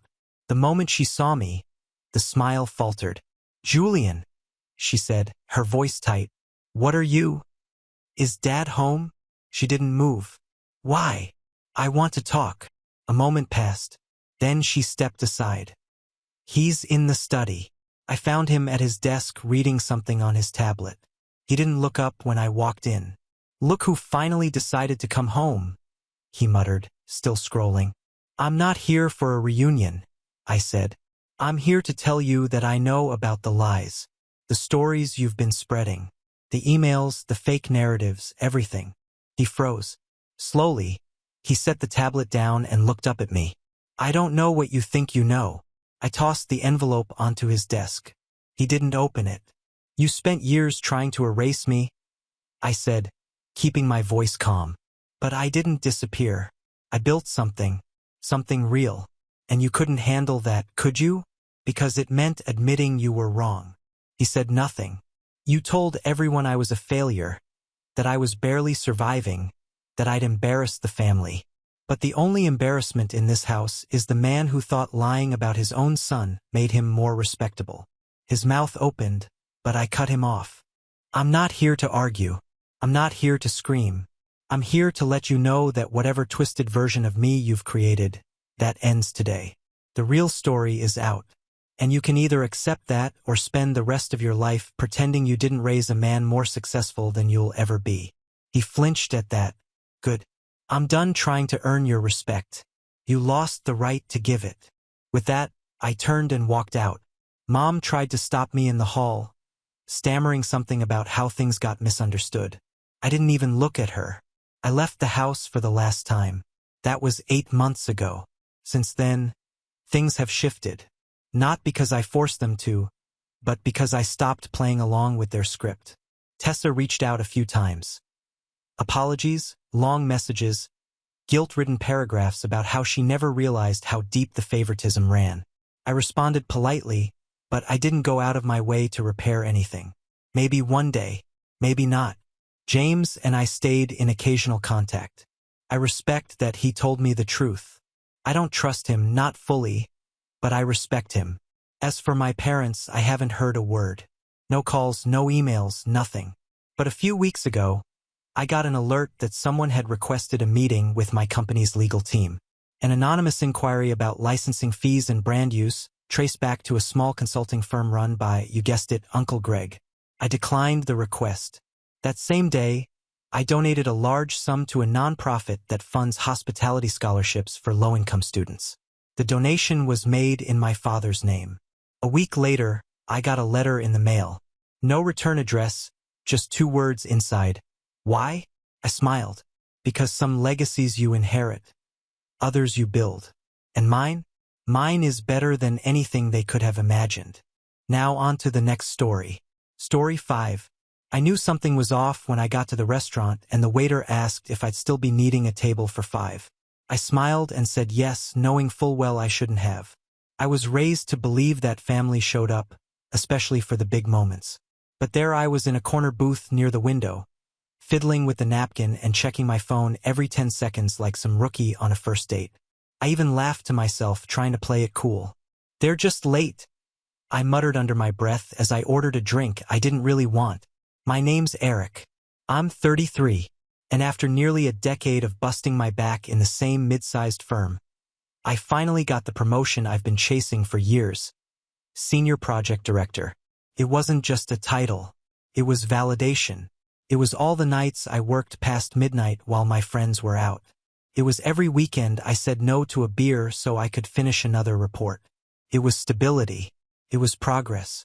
It was mine, and I wanted to share it with the people who said they believed in me. My mom, my brother Jordan, my cousin Michelle, and Uncle Ray. That was the short list. The ones who said they were so proud of me last Christmas. The ones who cried when I bought Mom a car she could rely on and covered the mortgage when Dad passed. The same people who told me, "You're the glue holding us together." 2 hours passed. No calls, no texts. The only thing lighting up my phone was a notification from my banking app showing the restaurant tab climbing steadily. I told the waiter to bring out the entree. I was too embarrassed to leave now, too stubborn to admit they'd bailed. It was when I took the first bite of my steak, trying to pretend I wasn't sitting in an empty booth, that my phone buzzed again. Family night out for the real success story. Attached was a group photo. Smiling faces, wine glasses, my mom, my brother, Michelle, Uncle Ray, all dressed up at some beachside grill. Jordan was standing front and center holding a key fob in one hand and flashing a cheesy grin with the other. Behind him, a shiny new jet ski on a trailer. The caption, "He earned this. So proud of you, bro."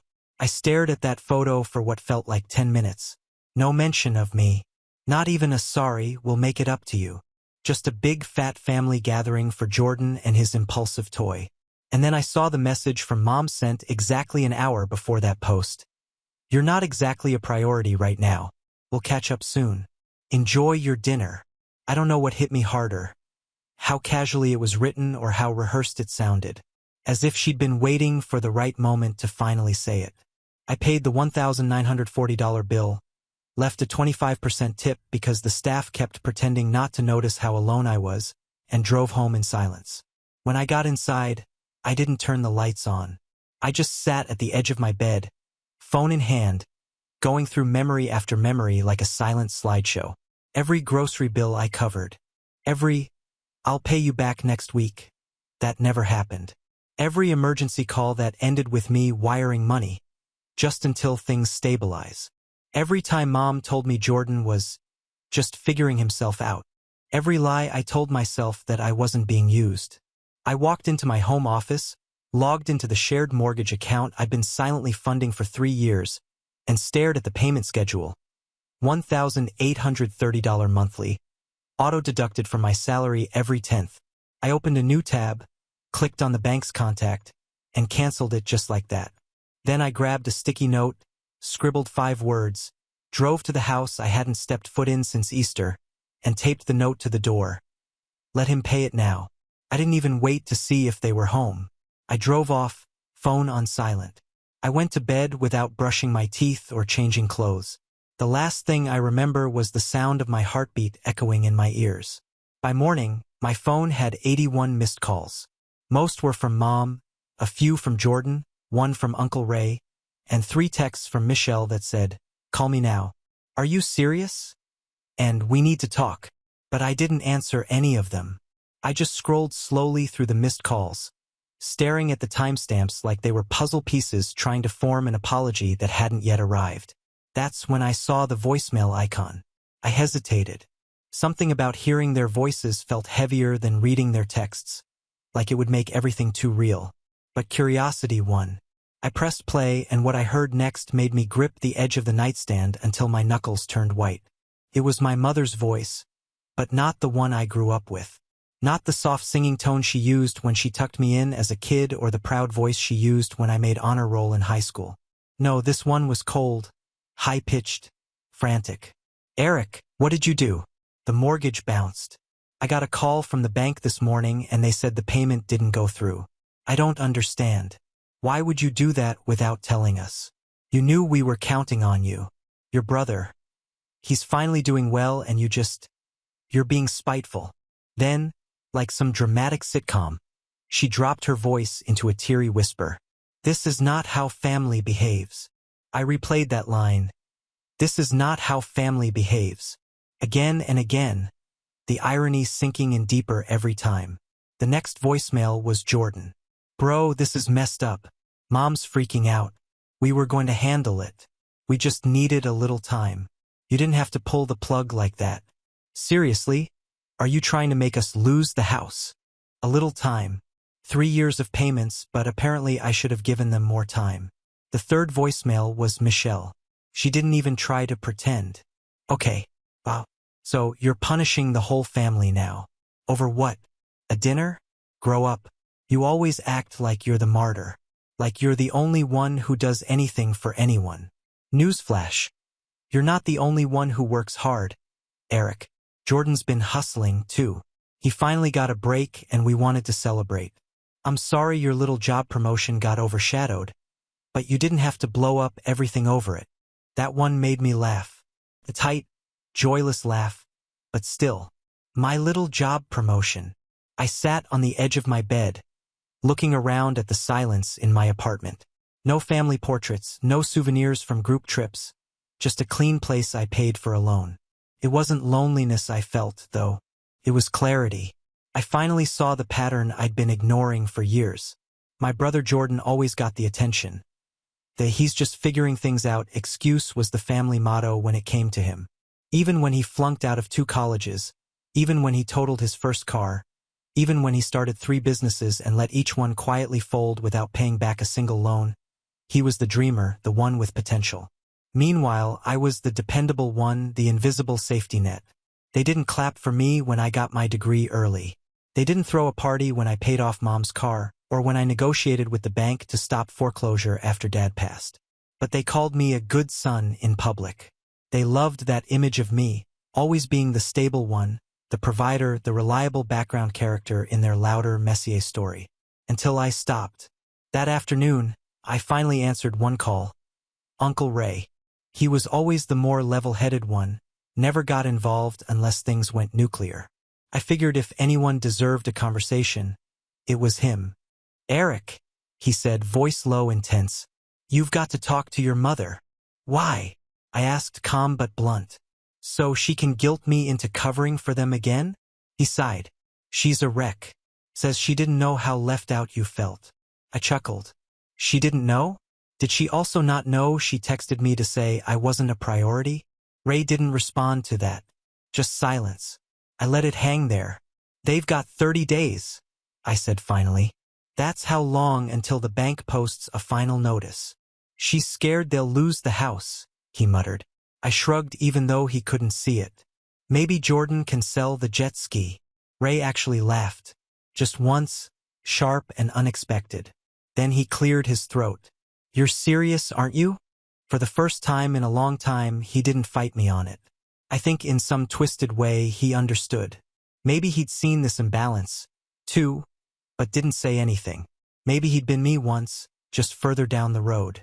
Later that night, I got a long message from Mom. She called it a misunderstanding. She said she didn't mean for the dinner to turn into a competition. She tried to soften the language, even included an "I'm proud of you" buried somewhere in paragraph 5. But then she ended with, "Don't let this one mistake ruin everything we've built as a family." One mistake. It was then I realized we'd been building 2 very different things. I'd been building trust, responsibility, structure. They'd been building convenience. A system that worked as long as I didn't question it. The moment I pulled back, it cracked. The next morning, I checked the shared account. No payments had been made. No one had even tried. They were waiting for me to cave, to be the bigger person. That was always the script. I closed the account entirely. By that afternoon, Michelle showed up at my apartment uninvited. She knocked hard, and when I opened the door, she marched right past me like she owned the place. "We need to talk," she said, arms crossed. I stayed by the door. About what? About this little tantrum you're throwing. You're hurting Mom. I stared at her. Hurting her? She texted me mid-dinner to tell me I wasn't a priority while celebrating Jordan, the guy who hasn't paid for a meal in years. He bought a jet ski, she shouted. He's doing something for himself. That's not a crime. No, I said slowly. But pretending like that's some grand achievement while dismissing everything I've done for the family? That's the problem. She glared at me, eyes sharp. You always act like you're the victim. No, I'm done being the sucker, she scoffed. They're your family. They were, I said quietly. Now they're just people I used to pay for. That was when the shouting outside began. Jordan was in the parking lot, pacing next to Mom's car. I watched him through the window, rubbing his hands through his hair, yelling into his phone. I didn't need to hear the words. I could guess every one.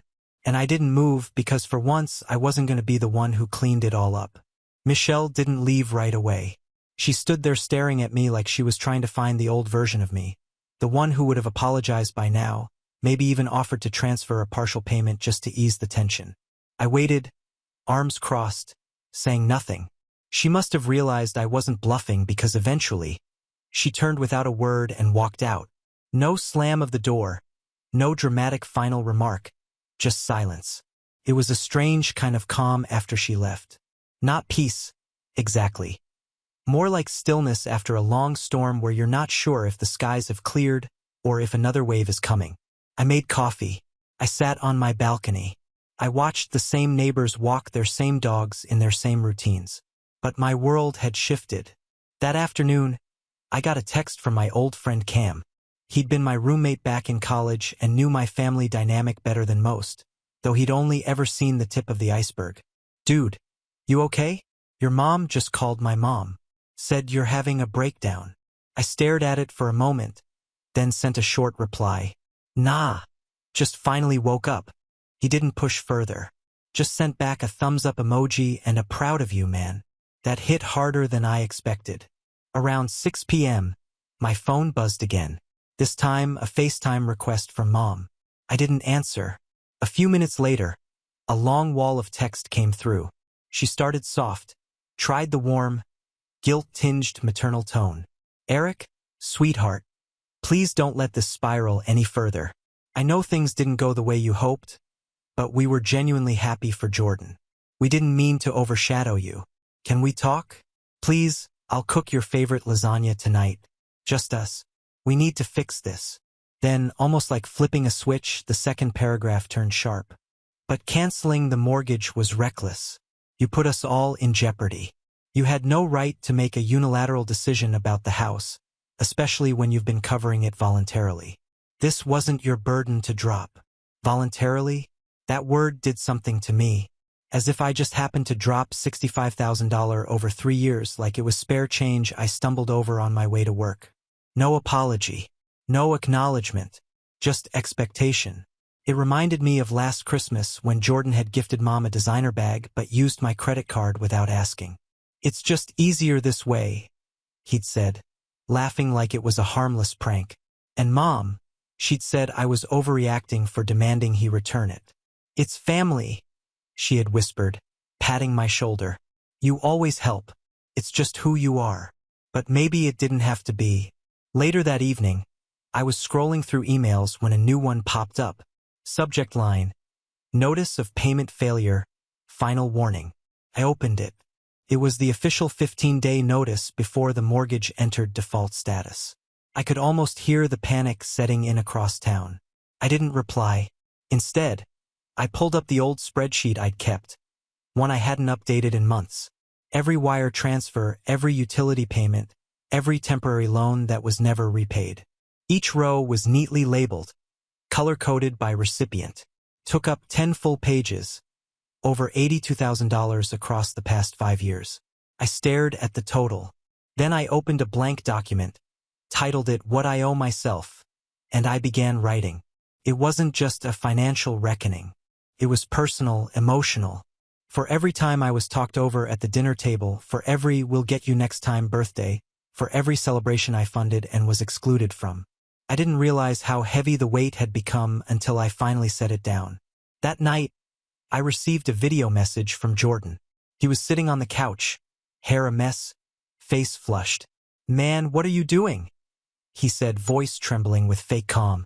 "You're punishing everyone over some dinner. Grow up." "Yeah, we messed up, but this? You've got mom crying every hour. Michelle's blowing up my phone, and now the bank's calling." He looked away for a second, then added, "Just turn the payments back on. We'll talk after." I didn't respond because they didn't want to talk. They wanted to reset the system, to patch the hole without addressing the leak. 3 days passed. I went to work like normal. I started jogging again. I cooked actual meals. It was almost comical how much time I suddenly had. I didn't have to check if Jordan's car insurance had renewed or if mom's electric bill was paid. I didn't have to set calendar reminders for Michelle's rent. And every morning, I watched the group chat grow more chaotic. Michelle had renamed it to Emergency. "Eric, please respond." Then Mortgage Crisis. Then Family Unity Chat, broken heart emoji. I muted it. I only opened it once just to read a message from Uncle Ray. "I warned them this would happen. You were never the weak one. You were just too generous." That message, I saved it because it was the first time someone in that family said it out loud. The turning point came on the 7th day. Mom showed up at my door, but not alone. She brought Jordan, and Jordan brought the jet ski on a trailer, parked right in front of my apartment like a peace offering wrapped in idiocy. She knocked once, then again. I didn't answer. She called out, "Eric, sweetheart, please just let us explain." I watched from the peephole. Jordan was pacing, holding a paper in his hand. From what I could see, it looked like a bank notice. Mom stepped back, looked directly at the door. "I know you're in there," she said softly. "You're proving your point. Okay, we get it. You're upset. But don't throw away your family over one mistake." Another one. One mistake. That was when I realized she wasn't really here for me. She was here to fix the mortgage. Not the relationship, not the betrayal, not the years of emotional negligence, just the payment. I didn't open the door that night. I just stood there watching them through the peephole until Mom gave up and Jordan finally peeled away in that shiny black truck, towing his dumb $9,000 apology. I remember wondering if he'd even made the last insurance payment on it. The next day was payday. For the first time in years, my account didn't show a giant deduction to cover a house I didn't live in. My paycheck felt heavier, like it meant something now, like it was mine. I stared at the total for a long time, trying to remember the last time I had looked at my own bank balance and smiled. But the peace didn't last long. By noon, I got a call from the bank's collections department. The house, my mother's house, was officially 2 payments behind. And because of the type of mortgage, the default process had already started. I wasn't liable, of course. I'd removed my name years ago after covering enough temporary payments to realize I was being roped into more than I ever agreed to. But that didn't stop the bank from trying. "I'm not the responsible party," I told the woman calmly. "You'll want to contact the homeowner directly." There was a pause. Then the woman said something that stuck with me. She said, "You'd handle it." Said, "You've always handled it." That's when I realized Mom hadn't told them I stopped paying. She hadn't called the bank herself. She just waited, expected, assumed that the safety net she'd wrapped herself in wouldn't dare walk away, until it did. That evening, I got the knock again. This time, Mom was alone. No Jordan, no trailer, just her and a tote bag. "Eric," she said when I opened the door. "Please, we need to talk." I didn't say anything. I just stepped aside and let her in. She walked like she was entering a stranger's house, looking around, eyes wide like she was expecting to find photos of herself still on my walls. There weren't any. I motioned for her to sit. She didn't. She stood by the window and looked out, then turned to face me. "We're going to lose the house." I nodded. "I figured. You can stop this," she said, voice cracking. "You can call the bank and—" "No," I interrupted. Calm. Final. She blinked. "What?" I said, "No. I'm not calling the bank. I'm not making any payments. I'm done." Her jaw tightened. "This isn't just about money, Eric. It's about family. I almost laughed. Mom, the night of my promotion dinner, you texted me to say I wasn't a priority. Then you threw a party for Jordan because he bought a jet ski. You called that family. I call it a joke. She flinched. It wasn't meant to hurt you, but it did. And you didn't care until the bill stopped getting paid. Silence stretched between us. She lowered herself slowly into the chair like she was settling into the weight of it all. I didn't realize how much you were covering, she said softly. That's the problem, I replied. You never wanted to realize it. She shook her head, voice barely above a whisper. Jordan's not like you. He needs more help. No, Mom, I said firmly. He needs consequences. She looked up at me, eyes glassy. He's your brother, and I'm your son. She stared at me, and for once, there was no defense, no script, no guilt trip, just the empty echo of truth sitting heavy between us. I didn't want to believe it, she said, that you'd just leave us like this. I didn't leave, I corrected. I stopped being used. She swallowed hard. What are we supposed to do? You figure it out. Like I had to. Like adults do. She blinked, then looked away. And for a moment, I saw her not as the mom who raised me, but as a person. Flawed, scared, and entirely unequipped to deal with the reality she built. When she stood to leave, she didn't hug me. She didn't cry. She didn't yell. She just gathered her bag and paused at the door. Is this really the end? She asked. I thought about it. About birthdays I spent alone.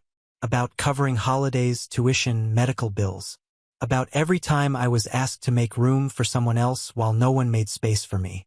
It's the end of me pretending this was love, I said quietly. She nodded. Didn't argue. Just opened the door and stepped out. And that should have been the end. But it wasn't, because 10 days later Jordan showed up. Not at my door, at my work. I was mid-meeting when my phone buzzed with a text from the receptionist. There's a man in the lobby asking for you. Says it's urgent. Jordan. My stomach dropped. I excused myself and headed down.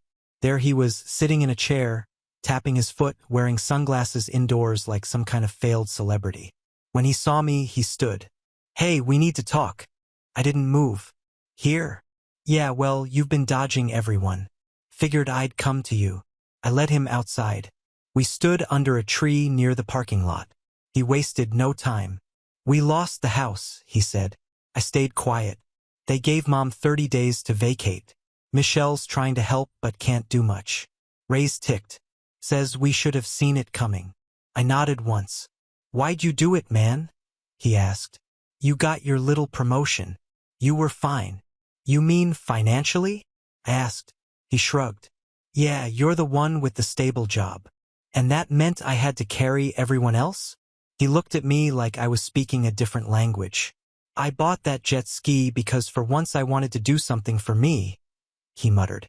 And I stopped paying the mortgage because, for once, so did I. He stared at me, and something shifted. His mouth twitched, a realization creeping in behind the ego. Mom's going to stay with Michelle, he said eventually. I'll probably crash at Uncle Ray's. Good. He looked down at the gravel. I guess I always figured you'd just keep handling it. I know, I said. He looked back up, eyes narrowing. So that's it? You're just out. Not out, I said. Free. He shook his head. You think you're better than us? No, I said. Just better without you. He didn't like that, but he didn't argue. Just turned, walked to his car, and drove off. That night, I opened my phone, scrolled through the group chat one last time, and read every message I'd ignored. Then I deleted it. 1 week later, I moved to a new apartment, bought a desk I'd been eyeing for months, and booked a solo vacation. I even got myself a new number. The money I used to spend on them, I put it into a high-yield savings account. The time I used to spend worrying, I spent reading, hiking, and sleeping in. And the guilt? Gone. Because sometimes the cruelest thing you can do to someone who's used to leaning on you is stand up and walk away. Now on to the next story. Story 6. My name's Ethan. I'm 34, single, no kids, and up until recently, I thought I was doing the right thing by being there for my family, even when they rarely, if ever, were there for me. I have a decent job in IT, nothing flashy, but it pays the bills and gives me enough stability to own a modest 3-bedroom home on the edge of a quiet suburb. It's not a mansion, but it has a backyard with a fig tree, a little guest room, and, most importantly to me, peace. At least, it used to. My parents moved in 5 years ago after my dad got laid off and my mom's arthritis made it hard for her to work long shifts. It wasn't meant to be permanent. Just a few months, they said. Until we get back on our feet. I didn't think twice. They raised me, after all. The least I could do was give them a place to stay. But a few months turned into years, and over time, that gratitude they once had slowly twisted into entitlement. They never paid rent and never contributed to utilities. I covered the groceries, the internet, their prescriptions, even their streaming subscriptions. If I ever brought it up, even gently, my mom would sigh like I just asked her to chop wood with her bare hands. "You know we're struggling," she'd say. "Family helps family." My dad would just nod silently or change the subject. I started noticing little things. My mom would accidentally move my laundry out of the dryer and leave it crumpled on a chair so she could dry a single pair of socks. Dad took over the living room most days, watching old war movies at full volume while I tried to take Zoom calls from my home office.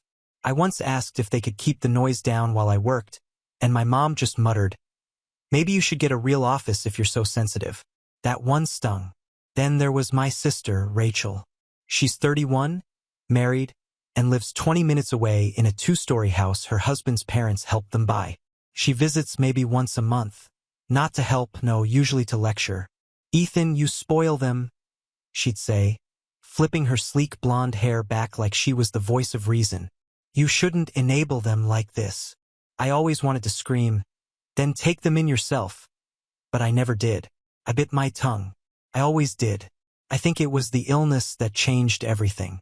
Not a dramatic hospital scene or anything, just a quiet, creeping weakness. I started feeling dizzy and lightheaded. Food had no taste. My joints ached like they belonged to a much older man. I'd get winded walking up the stairs. After some blood work, my doctor said it looked like an autoimmune flare-up. He wasn't sure which one yet. Maybe lupus, maybe something else, but it meant I needed to rest, eat better, and avoid stress, which of course was laughable. I came home that night, drained and foggy, and my mom was yelling at the microwave. She'd put metal in it again. The kitchen smelled like scorched plastic. My dad was asleep on the couch with half a sandwich on his chest, and Platoon was blaring on the TV. I remember just standing there, swaying slightly, trying to keep my composure. I asked calmly, almost apologetically, if one of them could help with groceries that week. Just this once. My mom glanced up from the scorched mess, rolled her eyes and said, "We're not your maids, Ethan." She didn't even say it with anger, just boredom, like I was asking her to fluff my pillows or wash my car. I blinked, waiting for my dad to say something. He didn't.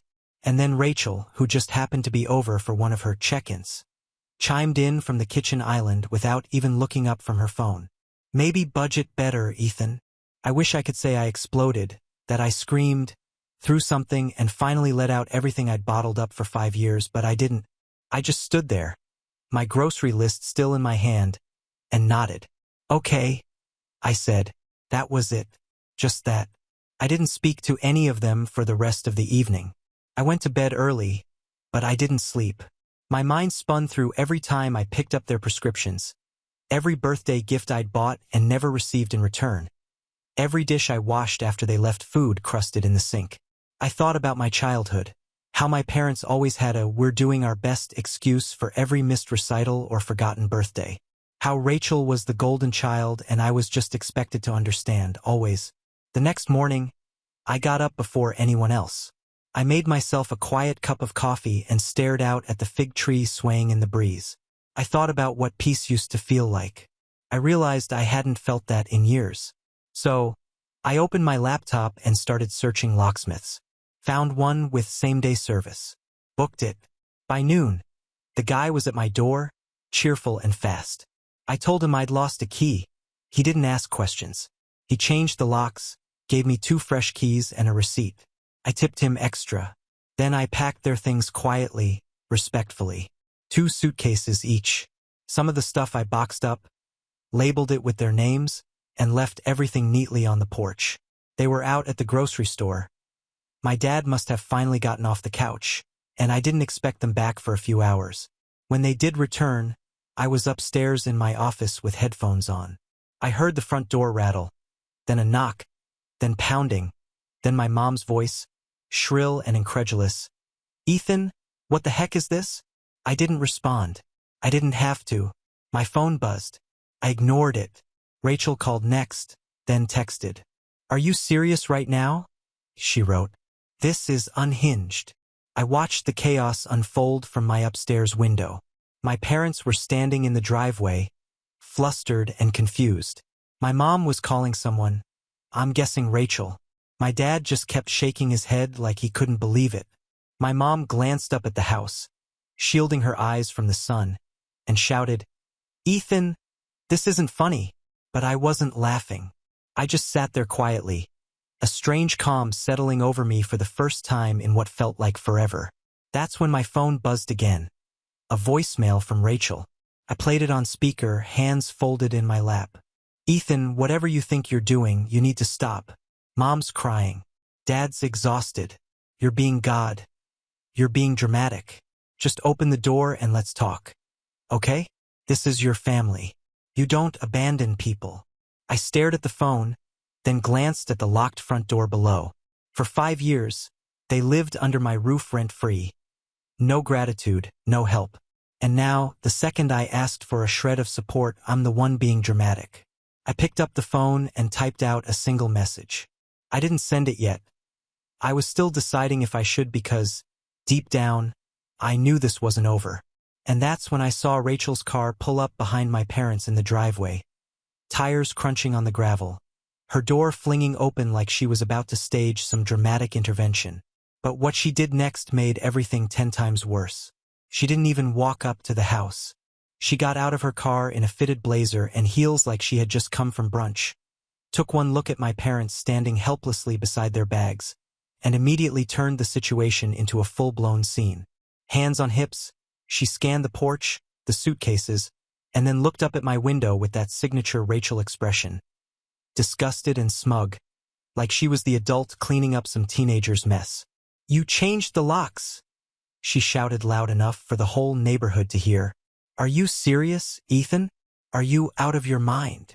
My mom turned to her like she'd just been saved from a shipwreck. "He kicked us out," she gasped. "Like we're strangers. After everything we've done."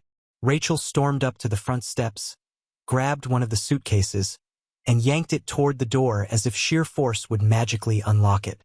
"This is abuse," she called out. "You can't just evict your parents without warning. This is illegal." That's when I finally got up. I walked downstairs slowly, calmly, like I had all the time in the world. I opened the door halfway and leaned against the frame. "Hi, Rachel," I said. "Abuse? That's a little dramatic." Her eyes narrowed. "This isn't funny." "I agree," I said. "It stopped being funny 5 years ago." Mom stepped forward, looking suddenly fragile. Her tone softened. "Ethan, honey, can we please talk about this? This isn't like you. You've always been the good one." That part hit me harder than I expected. The good one. Not the loved one, not the respected one. Just the one who stays quiet and keeps giving. I took a deep breath. "You've lived here for free for half a decade. I paid for everything, groceries, bills, even your doctor's visits. I never asked for rent. Never asked for anything, really?"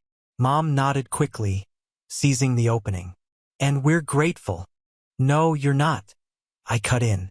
"When I got sick last week, all I asked for was help with some food, and you looked me in the eye and said, 'We're not your maids.' Then Rachel told me to budget better. That's when I realized I don't live with family. I live with entitled squatters." Rachel's jaw dropped. "Wow.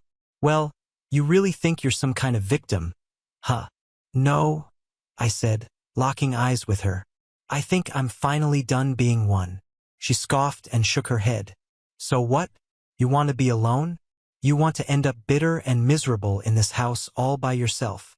I'd rather be alone than surrounded by people who only show up to take. My dad had been quiet this whole time.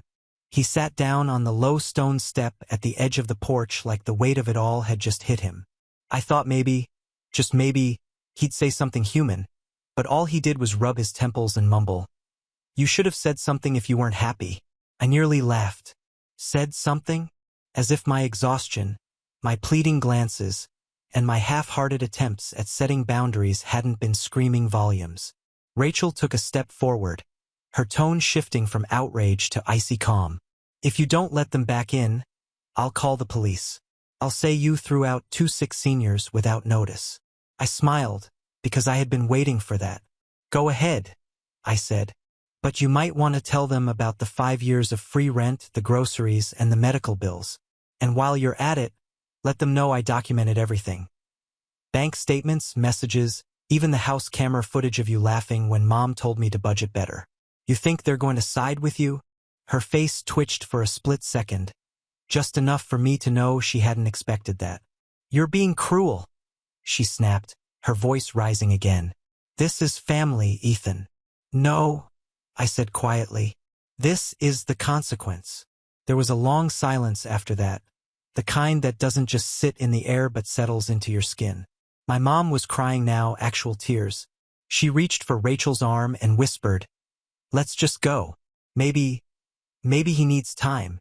Rachel looked furious. "This isn't over," she hissed. "You'll regret this." "Maybe," I said, "but not today." They gathered their things reluctantly.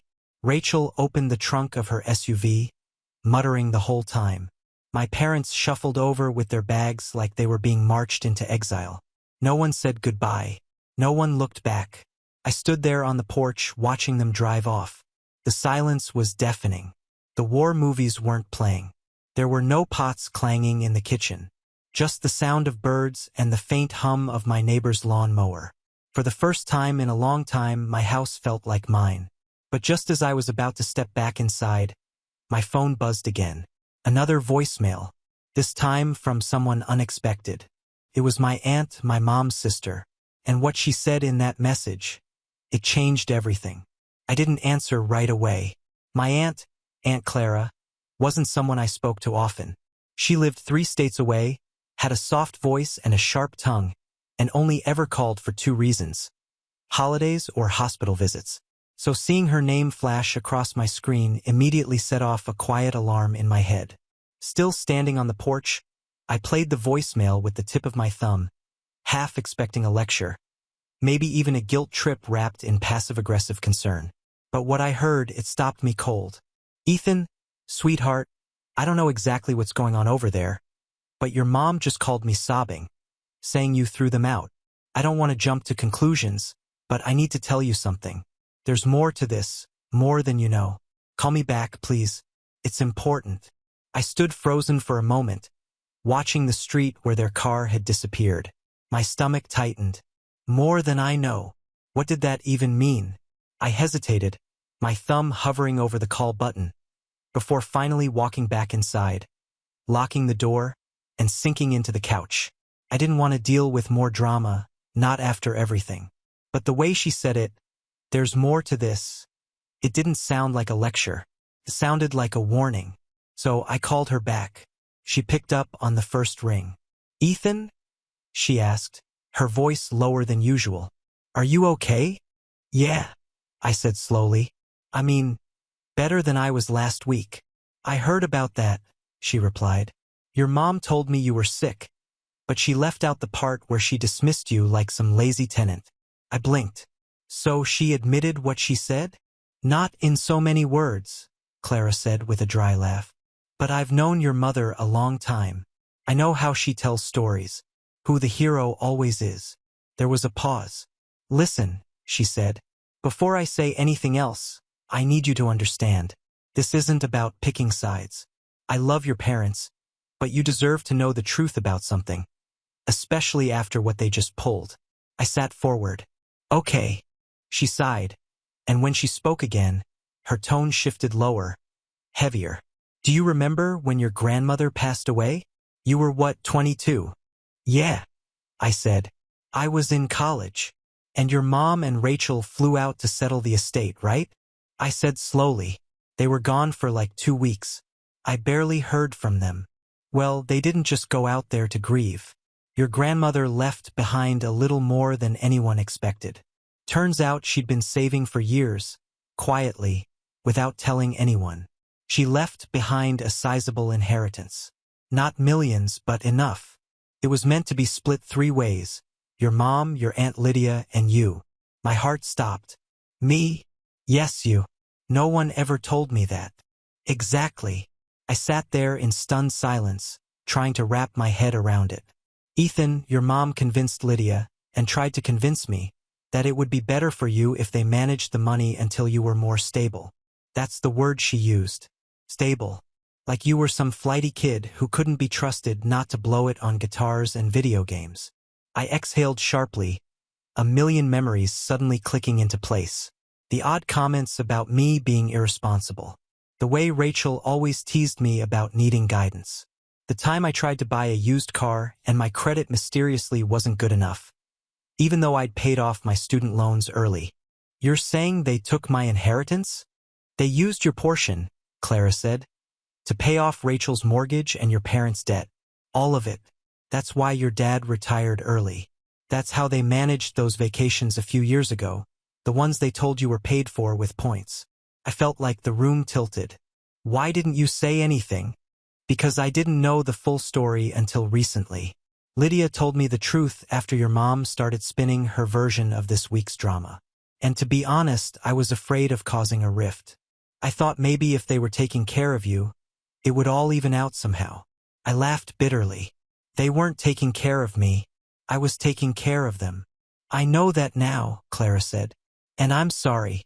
I really am. There was another long pause. Then she said, Look, I don't know what you plan to do next, but if you want to fight this legally, I have copies of the will. And Lydia is willing to talk. I didn't answer right away. My mind was racing. The pieces were falling into place fast and sharp. My parents hadn't just taken advantage of my generosity. They'd stolen from me, lied to me, made me believe I was the burden, while they siphoned off what should have been mine and painted themselves as the victims in every chapter. And Rachel, she knew. Of course she knew. I need some time to think, I finally said. Take all the time you need, Clara replied gently. And Ethan? Yeah.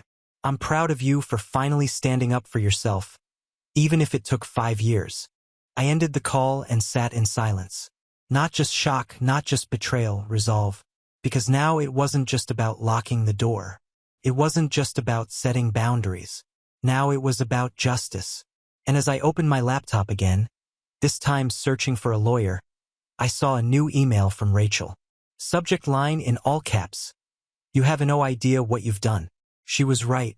I didn't. But I was about to find out. I opened Rachel's email already bracing for venom. I expected insults, maybe even threats about legal action.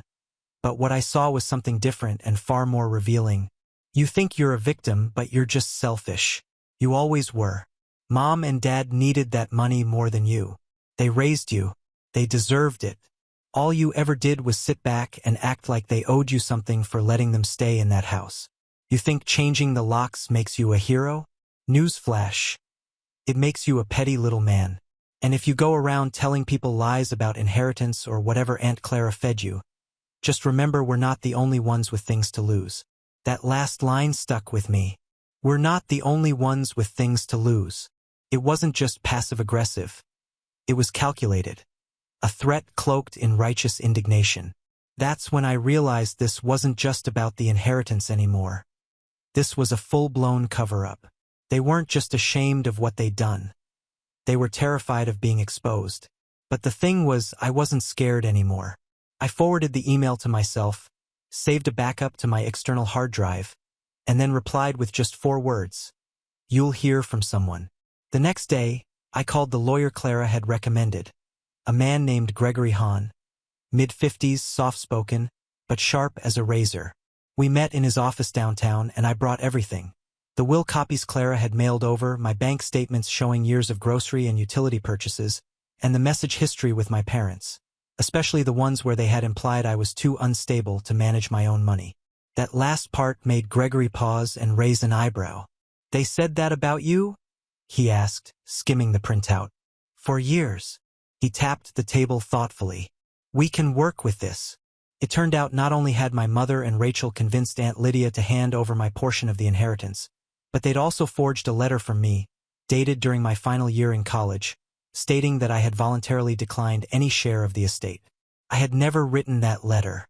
When Gregory showed it to me, my jaw clenched. The signature looked vaguely like mine, close enough to pass if someone wasn't paying attention. But the wording was too formal, too polished, and I never called my grandmother Ms. Margaret in writing. I always wrote Grandma. Do you want to press charges? Gregory asked me quietly. Fraud? Forgery? Misappropriation of assets? It was a question I never thought I'd have to answer about my own family. I thought about it for a long time. I remembered the birthdays I spent alone while they were in Florida. The time I missed a doctor's appointment because they took my car without asking and left it with an empty tank. The way Rachel always joked that I was the backup plan for everyone else's mistakes. How my mom scoffed when I asked for help with groceries. How they made me feel like a burden in my own home.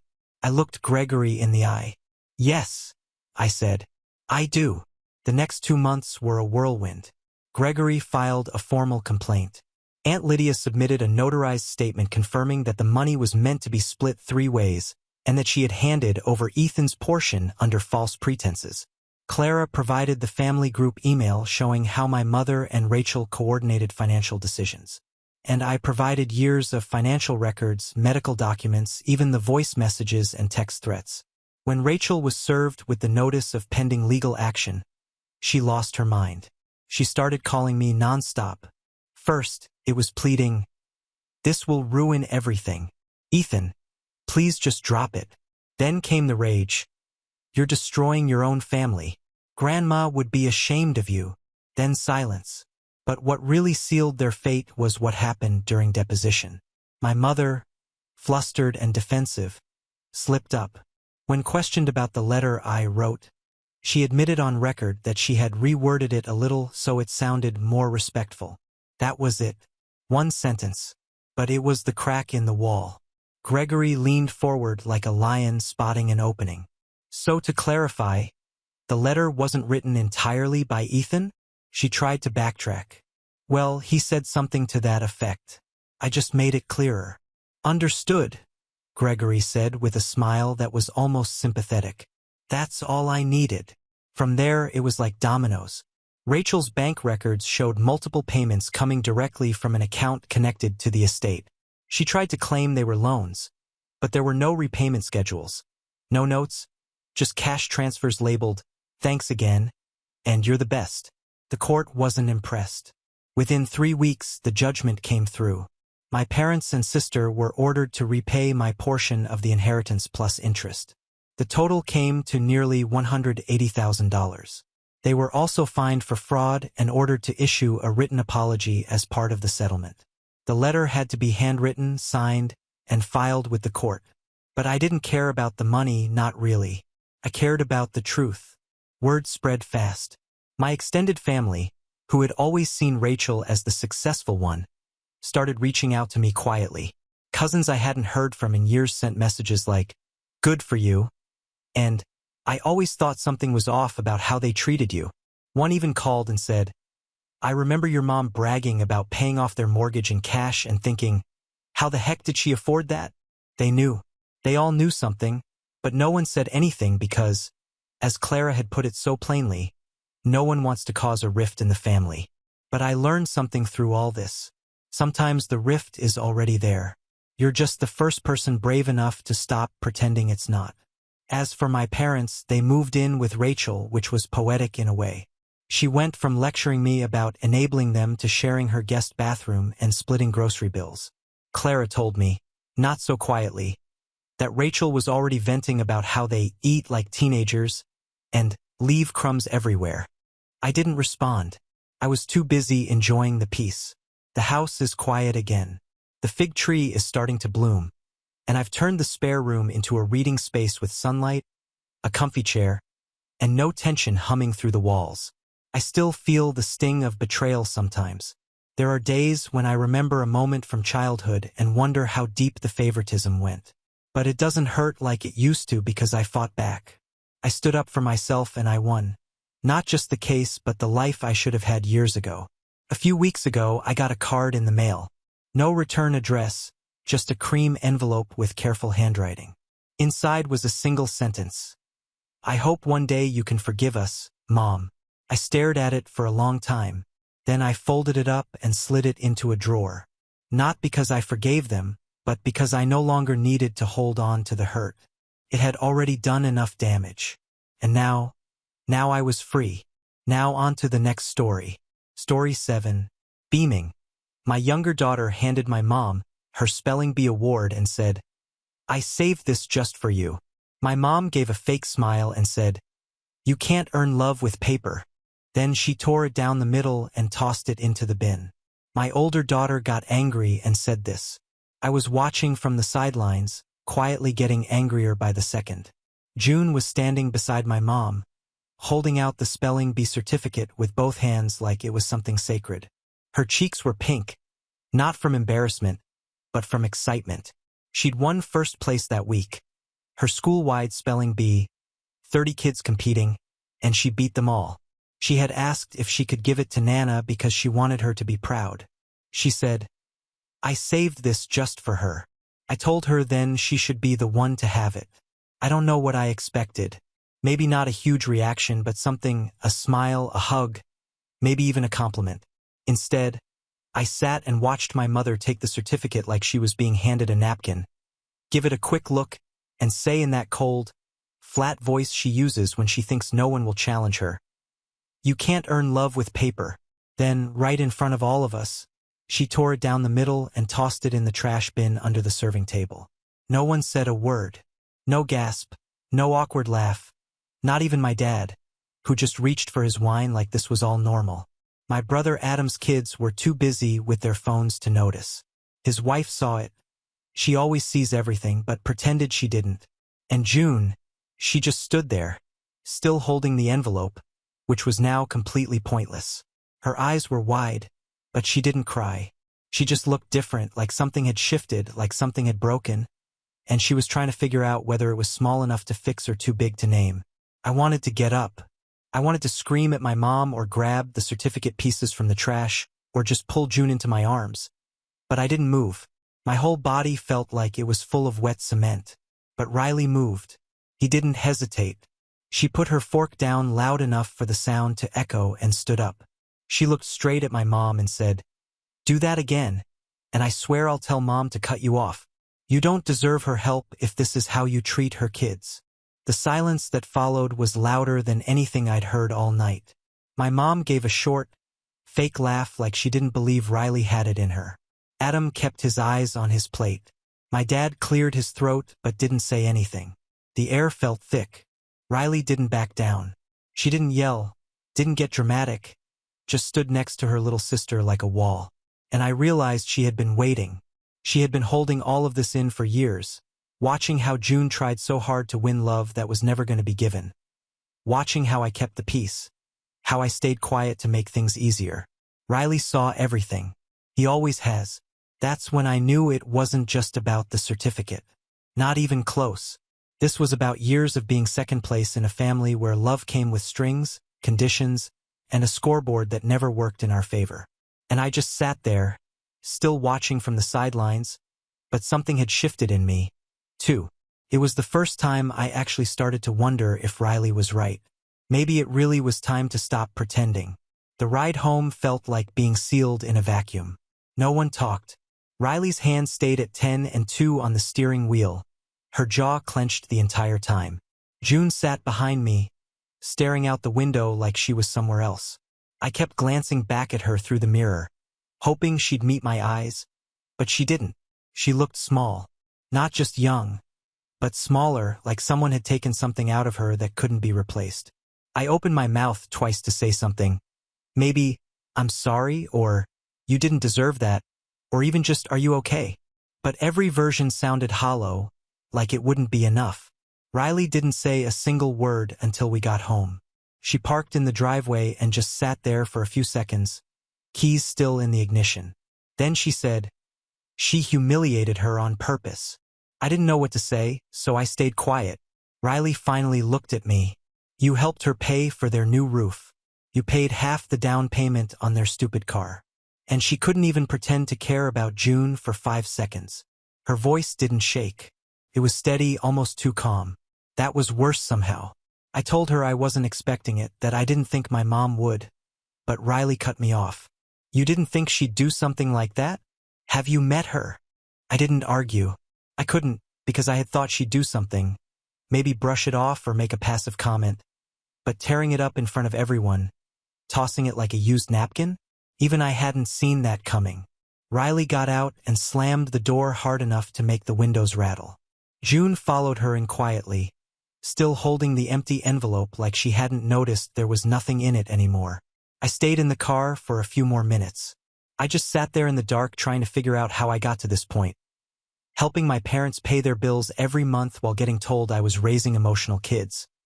Giving them grocery money while my mom rolled her eyes at June's piano recital. It wasn't just the money. It was the fact that no matter what I gave, they always looked past me, past my girls, as if my brother's family was the real one and we were just extras hanging around the edges.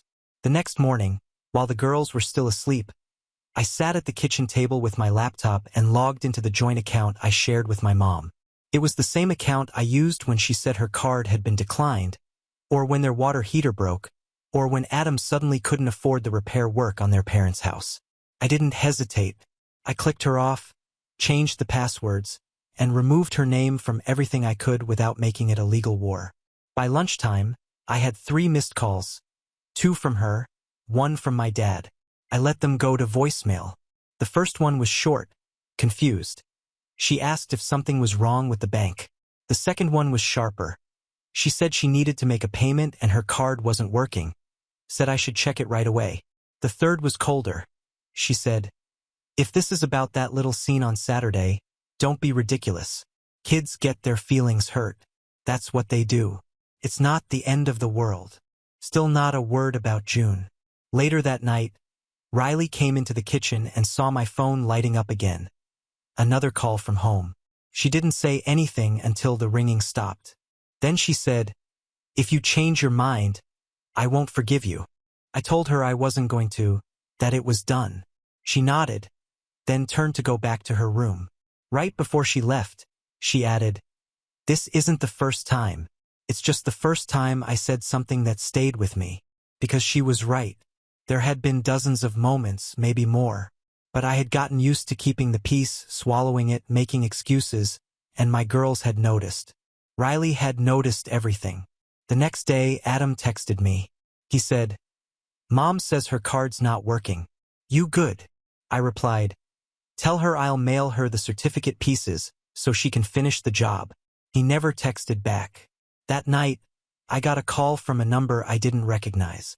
I didn't answer, but I had a feeling it was just the beginning.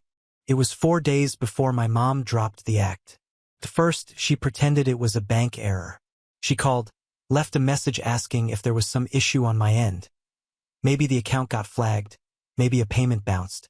She used that fake concerned tone, the one she slips into when she wants something but doesn't want to sound like she does. I didn't call back. I didn't text. I let the silence do the talking. On the 4th day, I picked up by mistake.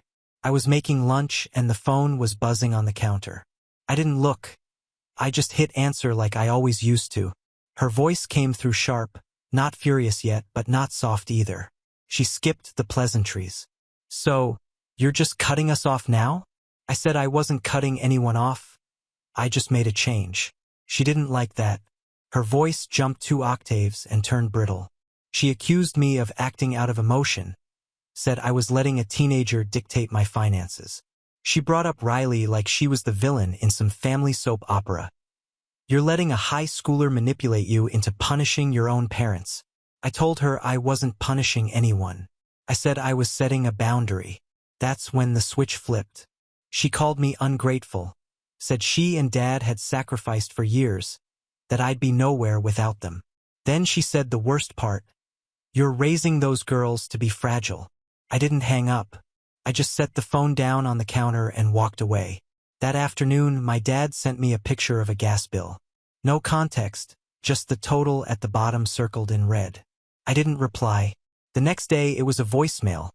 Her voice trying to sound calm, asking for help. Just this once, just the water bill, just the difference on the insurance this month. She said, "It won't be forever. It always was." 2 more days passed. Then she called Riley. Riley came into the kitchen with her phone in her hand, eyebrows raised. She said, "Nana just called me a brat." Apparently, Riley had answered, thinking maybe it was something important. It wasn't. My mom had called to tell her she was out of line, disrespectful, and had no business speaking like that to an elder. I could tell Riley was more stunned than hurt. I told her, "You don't have to answer if she calls again." He said, "I won't." The next morning, I heard gravel crunching outside. I looked out the window and saw my dad's car pulling into the driveway. They hadn't texted, no heads up, just showed up like it was 1998 and we were still playing by their rules. I opened the door before they could knock. June was at a friend's house for a sleepover. Riley was upstairs in her room. My mom walked right past me into the living room. My dad followed but kept near the door. "We're not here to fight," she said. I didn't say anything. She said they couldn't live like this, that their income wasn't enough, that the cost of everything had gone up, and that what I was doing, cutting off the joint account, was cruel and dramatic. Then she pulled an envelope out of her bag. Inside were photos, old ones. Me holding Riley as a baby, June at a Christmas concert, all of us at the beach 10 years ago. She spread them out on the coffee table like exhibits in a case she thought she was winning. "This is your family. You don't just walk away from this." I looked at the photos and I remembered those moments, but I also remembered what came after each of them. The comments, the cold shoulders, the quiet favoritism, the things left unsaid that somehow weighed more than the things that were. Then Riley came down the stairs. She looked at the photos, then at my mom. She said, "Did you bring the spelling certificate, too? Or is that still in your trash?" My mom opened her mouth, but nothing came out. My dad looked like he wanted to disappear. Then Riley looked at me, not mad, not pleading, ready. "If they won't leave, I will." I stood up and told them it was time to go. My mom scoffed. She actually scoffed, like the whole thing was beneath her. My dad muttered something I couldn't hear. Then they left without a word of apology, without even pretending to mean it. The door clicked shut behind them, and for the first time in years, the house felt quiet in the right way. The house was silent after they left, but it didn't feel peaceful. Not yet. Riley sat down at the kitchen table like nothing had happened, scrolling through her phone, while I stood in the hallway, still staring at the closed door. My heart was racing like it had somewhere to be, but everything else in me felt still. That night, Riley said something that stayed with me. She said, "She's not done. She doesn't know how to be done. She'll try something." I asked her, "Like what?" Riley shrugged. "She'll twist it, make herself the victim, maybe turn it into some big thing about you abandoning her. She'll tell Adam a version that makes you look crazy. Then she'll try to get in through someone else. Maybe Dad. Maybe even me again. Just wait." I wanted to believe Riley was being dramatic. I really did. But deep down, I already knew she was right. My mother was the type who needed control like oxygen. She didn't yell to get it. She didn't beg. She rewrote quietly. Behind the scenes, she planted seeds and then stood back while they grew into confusion. I didn't expect her to stay gone for long. It started 2 days later with a neighbor. I was bringing in the trash bins when Mrs. Clemens, who lived 3 houses down, stopped me on the sidewalk. She said she ran into my mom while walking her dog. Said my mom seemed worried about you and the girls. She used that word, worried. Not concerned, not curious. Worried. Said my mom had mentioned I'd been under a lot of stress lately and how it was so hard raising 2 daughters alone. I smiled politely, nodded, and went back inside. I locked the door, not because I felt unsafe, but because I knew what was coming. 3 days after that, I started getting envelopes in the mail. No return address. Each one had a photo inside. The first was of me and Adam as kids on the swings in our old backyard. The second was my high school graduation. Me smiling, my mom's arm around me like we were best friends. No notes, just the pictures. At first, I thought maybe she was just trying to get to me emotionally. But then I realized something else. She was laying groundwork for someone. Maybe Adam, maybe my dad, maybe the neighbors, maybe even for herself. Building a narrative she could stand on when the cracks started showing. But the third one, that one was different. It was taped to my driver's side mirror while I was inside the grocery store. A photo of my dad holding Riley when she was 3. They were both laughing. I remember that day. I took the picture. That time I didn't throw it out. I brought it home and showed Riley. She just shook her head and said, "This is how she apologizes, through guilt." That night, while Riley and June were doing homework, I got a call from Adam. He said, "Hey, I've been meaning to ask, is everything okay with Mom and Dad?" I told him, "Define okay." He sighed. "She said things got weird after the dinner. She didn't say much, but she hinted you're pulling away." I asked him if she told him why. He said, "She said something about June getting upset over a joke. I don't know, Sarah. She said it was a misunderstanding." I was quiet for a second. Then I asked him, "Do you really think it's a misunderstanding when someone tears up a kid's award in front of everyone and throws it in the trash?" He went silent. Then he said, "I didn't know it was like that." Exactly, because she never told him. He mumbled something about how they're getting older and things are hard for them. Then he said something I didn't expect. She asked me to look into co-signing on a loan. Said she was short this month. That's when I realized what this all was. Not just guilt, not just manipulation. She was building a case. Laying down a trail of photos and half-truths and concerned so if I didn't come back, she could find someone else to fix it. I told Adam not to do it. I said, "You sign that loan and you'll be stuck with it. I'm warning you." He didn't say yes or no, just said he'd think about it. The next day, Riley asked if she could visit June during lunch at school. I said, "Sure." She picked up cupcakes and a printed copy of the spelling certificate. One she'd scanned before dinner that night. He even laminated it. She said it was for June's Hall of Fame wall. Said, "Every winner should have a place to shine." June lit up when she saw it. When they got home, June handed me something folded in half. It was a note written in my mom's all-caps handwriting, not cursive. She only used block letters when she was serious or angry.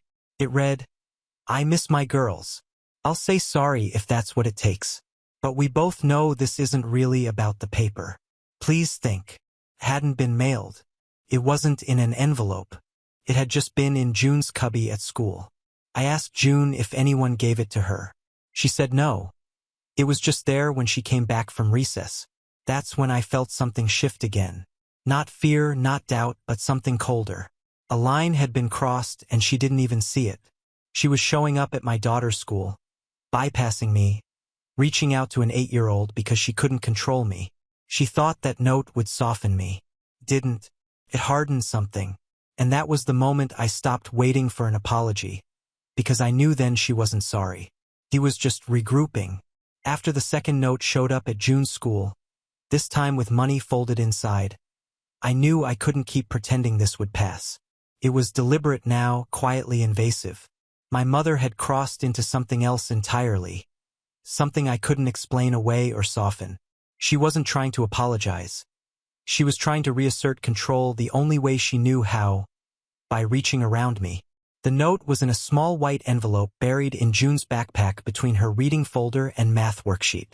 Inside was a $50 bill neatly folded in half, and a short message written in the same blocky handwriting as before. "For your next win. Love, Nana." Riley saw me open it. She didn't say a word at first, just stared at the money. Then she took it out of my hand, walked to the sink, and tore it down the middle like it was nothing. I flinched, not because of the money, but because of the finality of the gesture. She said, "If she thinks she can buy back her spot with this, she's more clueless than I thought." She tossed the pieces in the trash and walked out. That night, I sat at my laptop and blocked my mom everywhere. Cell number, email, every account she'd used to message me in the past. I didn't stop there. I blocked my dad, too. Not because he had done anything directly, but because he hadn't stopped her, because he stood by while it happened, because I knew without question the next note or gift would show up from his hand if hers was blocked. Then I called June's school and made it official. Only Riley and I were to be allowed for pickups, drop-offs, or any kind of school contact. No exceptions. I didn't give them a reason, just said family issues. The woman on the phone didn't ask. He just said, "Got it," and confirmed it in writing. The next morning, I didn't feel guilty. I felt clean, quiet. That feeling lasted about 36 hours. Then Adam showed up at my front door. No text, no call. Just rang the bell like he still had the right to walk into my life unannounced. I opened the door and stepped out before he could. He didn't waste time. "Are you seriously blocking Mom now?" I told him she went to June's school twice. That gave him pause. "Not enough, but enough." He said, "She's been trying to reach you." He's crying. "She doesn't understand what she did wrong." I asked him if she told him what happened at dinner. He shifted a little, not looking directly at me. "She said there was a misunderstanding, that maybe she was too blunt." I laughed because, of course, she did. A misunderstanding is how my mother erases the parts of herself she doesn't want to claim. Then I asked him something I hadn't planned to. "Did she ask you to co-sign a loan?" His face gave it away before he could speak. I said, "Don't do it. You'll regret it. She's not telling you the truth about what's going on." He said, "She's struggling, Sarah. They're getting older. You're not even willing to talk to them anymore. What do you expect them to do?" I looked at him and asked, "If someone did that to your daughter, ripped something she was proud of, told her she couldn't earn love, made her feel worthless in front of everyone, what would you do?" He didn't answer. Then I told him the part he didn't know, that the money had shown up in June's backpack, that she'd used her access to a child as a new channel. He said, "She just wants to be part of their lives. Maybe she doesn't know how anymore." I said, "Then maybe she shouldn't be," and I went back inside. That night, while Riley was watching something in the living room and June was brushing her teeth, my phone buzzed again. An unknown number. The message was short. "Still your mother. Still family. Don't forget who we are." I stared at it for a long time. And then, just out of habit, I scrolled through my photos until I found the scan of June's certificate, the one Riley had saved. I zoomed in on her name, all in bold at the top. First place, June Spencer. And I realized something right then. This was never about one dinner or one torn certificate. It was about how many little things I'd excused. How many times I told my girls to be patient, to be polite, to try harder with people who never earned it. That night, I deleted the message, blocked the number, and turned off my phone completely. And for the first time in years, I didn't check it again before bed. The next week was quiet in the way a room feels right after someone slams a door. No calls, no texts, no notes, no sudden pop-ups at the house. Just nothing. And the longer it lasted, the more I knew it wasn't over. My mother wasn't giving up. She was recalculating, waiting for a new angle. She always believed silence was power, not punishment. It made her feel like she had the high ground. But what she didn't realize this time was that I'd already stepped off the battlefield. By Thursday, Riley brought it up again. She asked if I'd heard anything. I told her no. She nodded like she expected that. Then she said, "You know you've got to block Dad's number 2, right?" I told her I already had. She looked surprised, not because I did it, but because I did it before she asked. "Good," she said. Later that night, I found June in her room putting up the reprinted certificate on her wall. She had taped a little star-shaped note under it in marker. "I worked hard for this." And for a second, I felt this wave of guilt. Not for what I'd done, but for how long I waited to do it. For all the Saturdays I brought them into a house where love came with strings, conditions, and silent rules about who deserved more. That Saturday, Riley got a DM on Instagram from a family friend, someone who still talked to my mom. It said, "Your grandma's been posting old photos of you and your sister. She wrote this whole thing about how family falls apart when pride gets in the way." Riley didn't even finish reading it. She showed me the message, rolled her eyes, and said, "I told you he was just regrouping." I went and checked for myself. My mom had made her profile public. It was covered in old photos. Me in college, Riley and June as babies, my wedding. Each one had a caption that danced around the truth just enough to sound believable if he didn't know better. She used phrases like, "Some wounds take time to heal," and "When family shuts you out, it's like losing a limb." She didn't say my name. He didn't have to. I didn't comment. I didn't reach out. I just sat with it for a minute, letting it settle. Because in her mind, this was her comeback, her quiet little campaign to win back the version of the story she could live with. But what she didn't understand, what she never would, is that I wasn't angry anymore. I was finished. 2 days later, I went into our bank account and pulled the last thread that was still connecting us. The shared access to the trust my grandparents had set up when I was a kid. It wasn't much, but she still used it for things like medications and extra groceries. I had left it alone out of guilt. But that morning, I looked at the girls eating breakfast and thought, no more. I removed her name, closed her card, and rerouted the remaining funds. I didn't warn her. I didn't explain, because there comes a point where explaining starts to feel like apologizing. And I wasn't sorry. That afternoon, the screaming started, not at my house, but through voicemail. 5 missed calls, 7 voicemails. Her voice going from hurt to rage to panic to guilt. 1 message from my dad, 2 controlled, saying we needed to talk, that I was making things harder than they had to be. Riley saw me standing by the sink with the phone in my hand. He asked, "Is it done now?" I said, "It's done." She nodded. "Then what about if he calls from her phone?" "Block that too." Riley exhaled like she'd been holding her breath for weeks. June peeked around the corner holding a bowl of cereal and said, "Can we paint my wall this weekend?" I smiled. "Yeah, any color you want," she said. "Even orange?" "Even orange." The next weekend, we painted June's wall a ridiculous shade of tangerine. Riley helped tape the edges.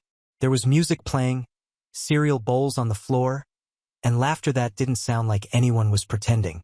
And for once, there were no shadows in the room. No texts, no calls, no quiet tension buzzing underneath everything. Just a bright orange wall and 2 kids who finally knew where they stood. Now on to the next story. Story 8. At the family reunion, my son said, "Why aren't there plates for us?" My dad chuckled. "We didn't plan for extras." I glanced around. The pets had their own table. I smiled, picked up my purse and said, "Before you start eating, check the joint account." We walked out.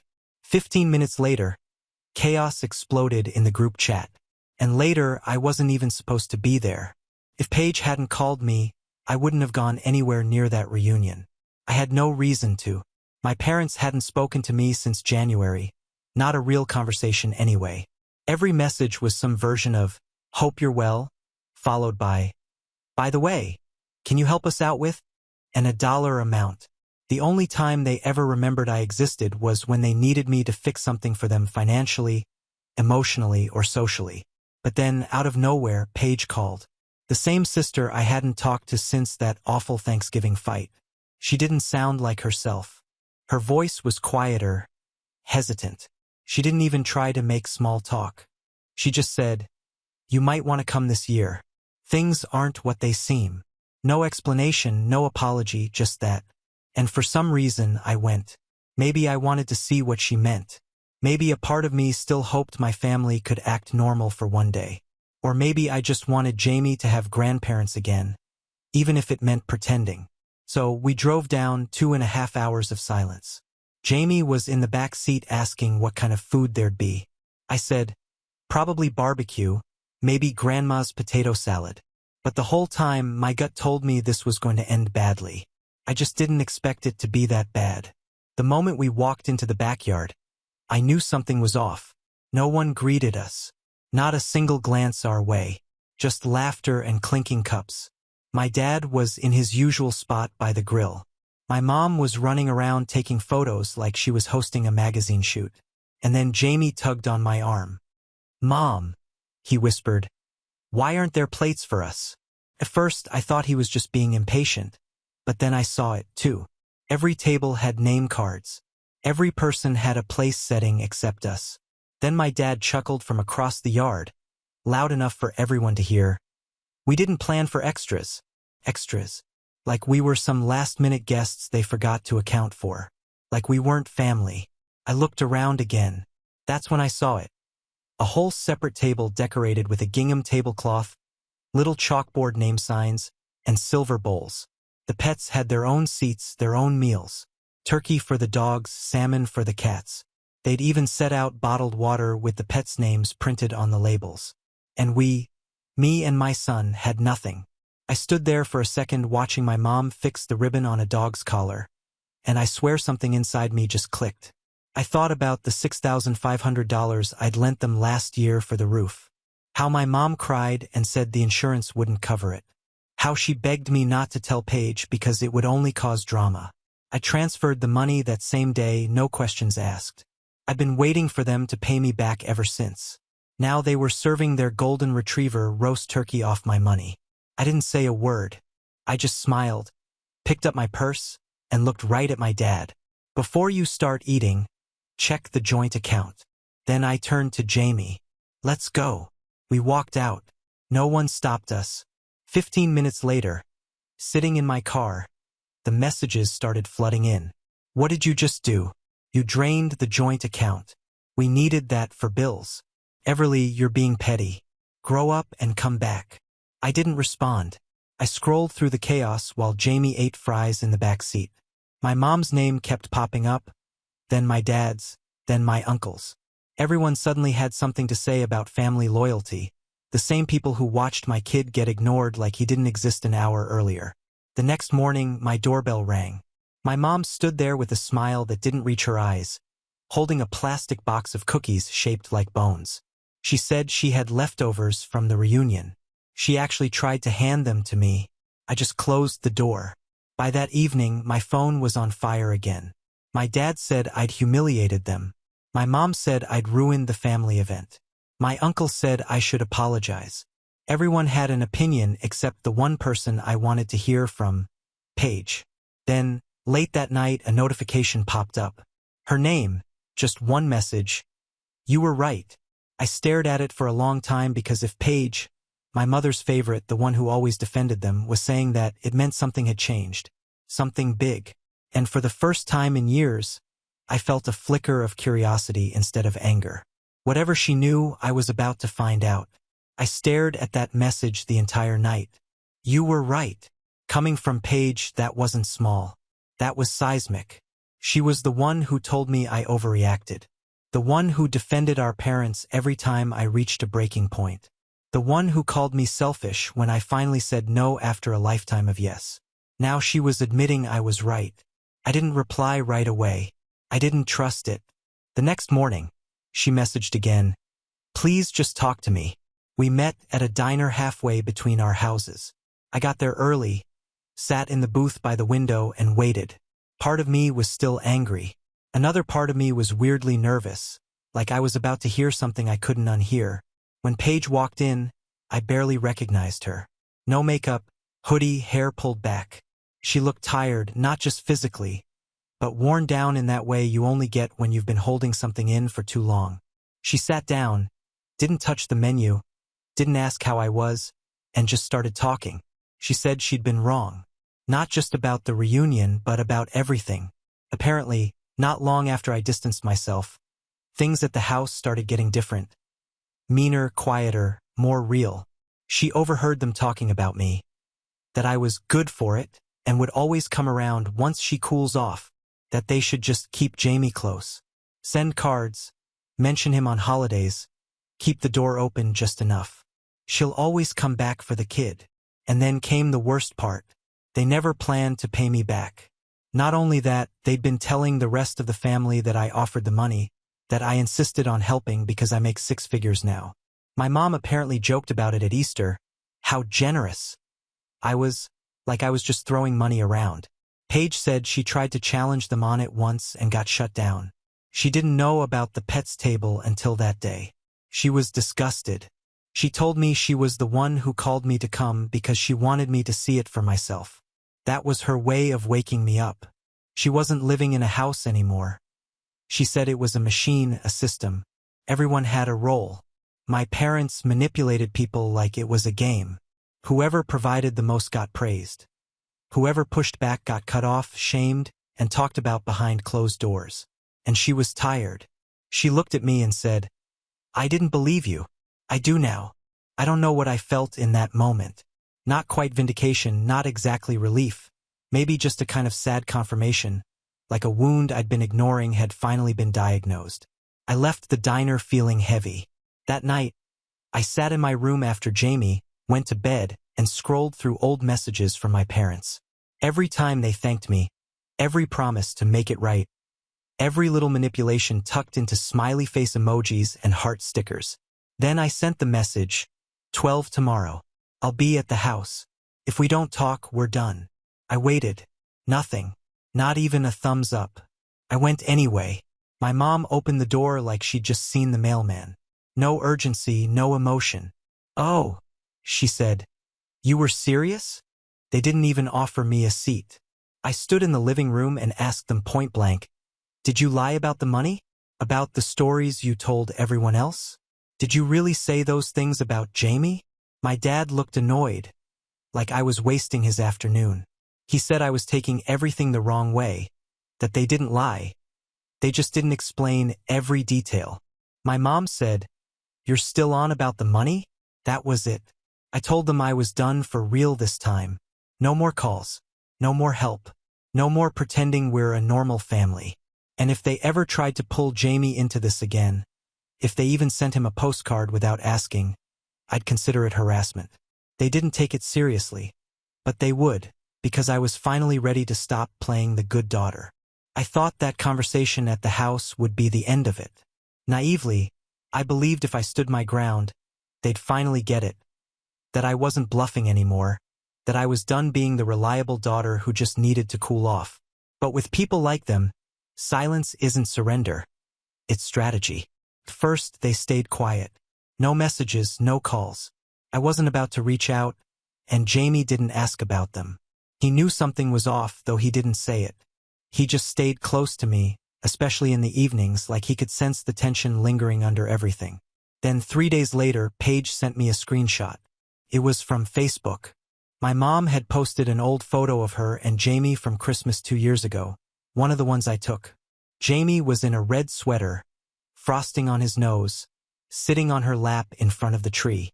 The caption read, "We don't get to see him as much anymore, but we'll always love our sweet Jamie. Family is complicated, but love is simple. Some bridges can burn, but the heart remembers." Red heart.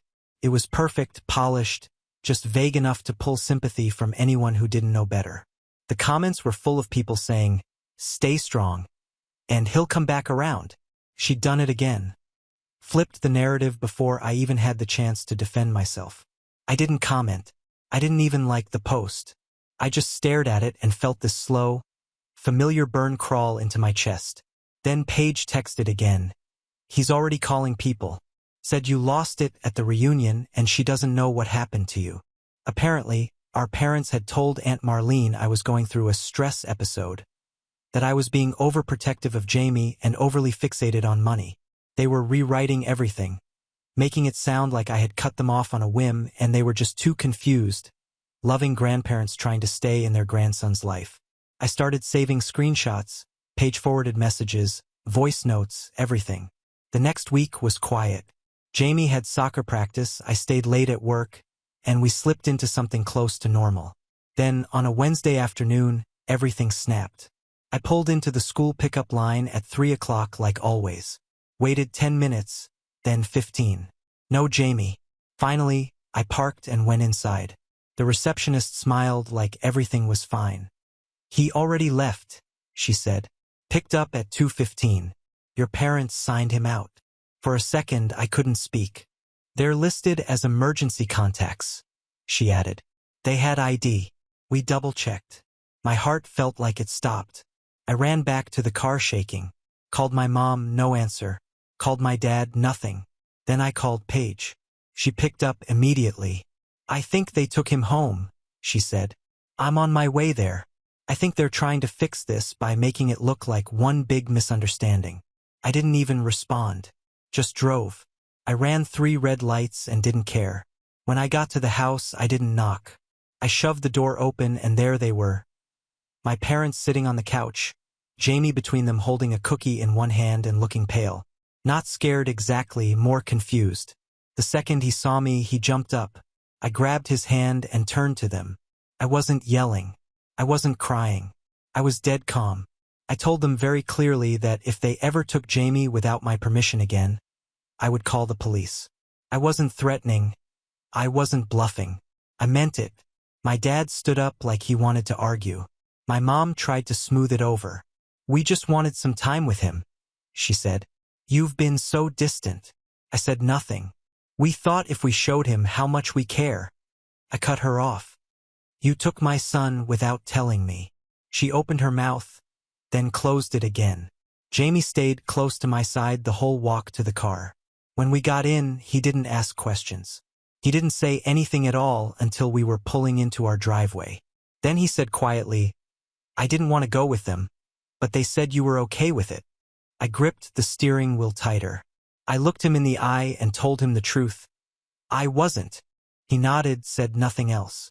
That night, he crawled into my bed without asking. He hadn't done that in over a year. And I knew then we were past the point of repair. The next morning, Jamie wouldn't let go of me. Not in a clingy way, just quiet and close. When I made his breakfast, he sat at the counter but kept glancing at the door like he expected someone to come in uninvited. Like he thought if he looked away too long, they'd show up again and take him without asking. I emailed the school before he even put his shoes on. I had both my parents removed from the emergency contact list. I told the school in writing that under no circumstances were they allowed to pick Jamie up again. I sent a copy of his custody paperwork, noted that I was the sole guardian, and copied the principal directly. I wasn't playing defense anymore. Later that afternoon, Paige came by. She'd been trying to keep her distance while everything was unraveling. But now she was furious. She told me they didn't see what they did as wrong. That when she confronted them, they accused her of being manipulated by me. Then she handed me a flash drive. Listen to the last recording, she said, and you'll understand why I'm moving out. She didn't stay, just left it on the table and walked back to her car. I waited until Jamie went to bed. Then I plugged it into my laptop and clicked the file. It was audio from their kitchen. You could hear my mom loading the dishwasher, clinking plates. My dad was talking like it was just another evening conversation. She's losing control. Chuck, my mom said. You have to understand. Everly needs to feel like she's the one setting boundaries. If she thinks it was her idea to cut us off, she'll double down. My dad laughed. Then let her. She'll come back when she needs something. They always do. Wait till she gets tired or broke. Then a pause. Then my mother again. Or maybe we go through Jamie. He's soft. He trusts people. If we keep it subtle, we can keep a connection. She won't cut us off completely if we have him.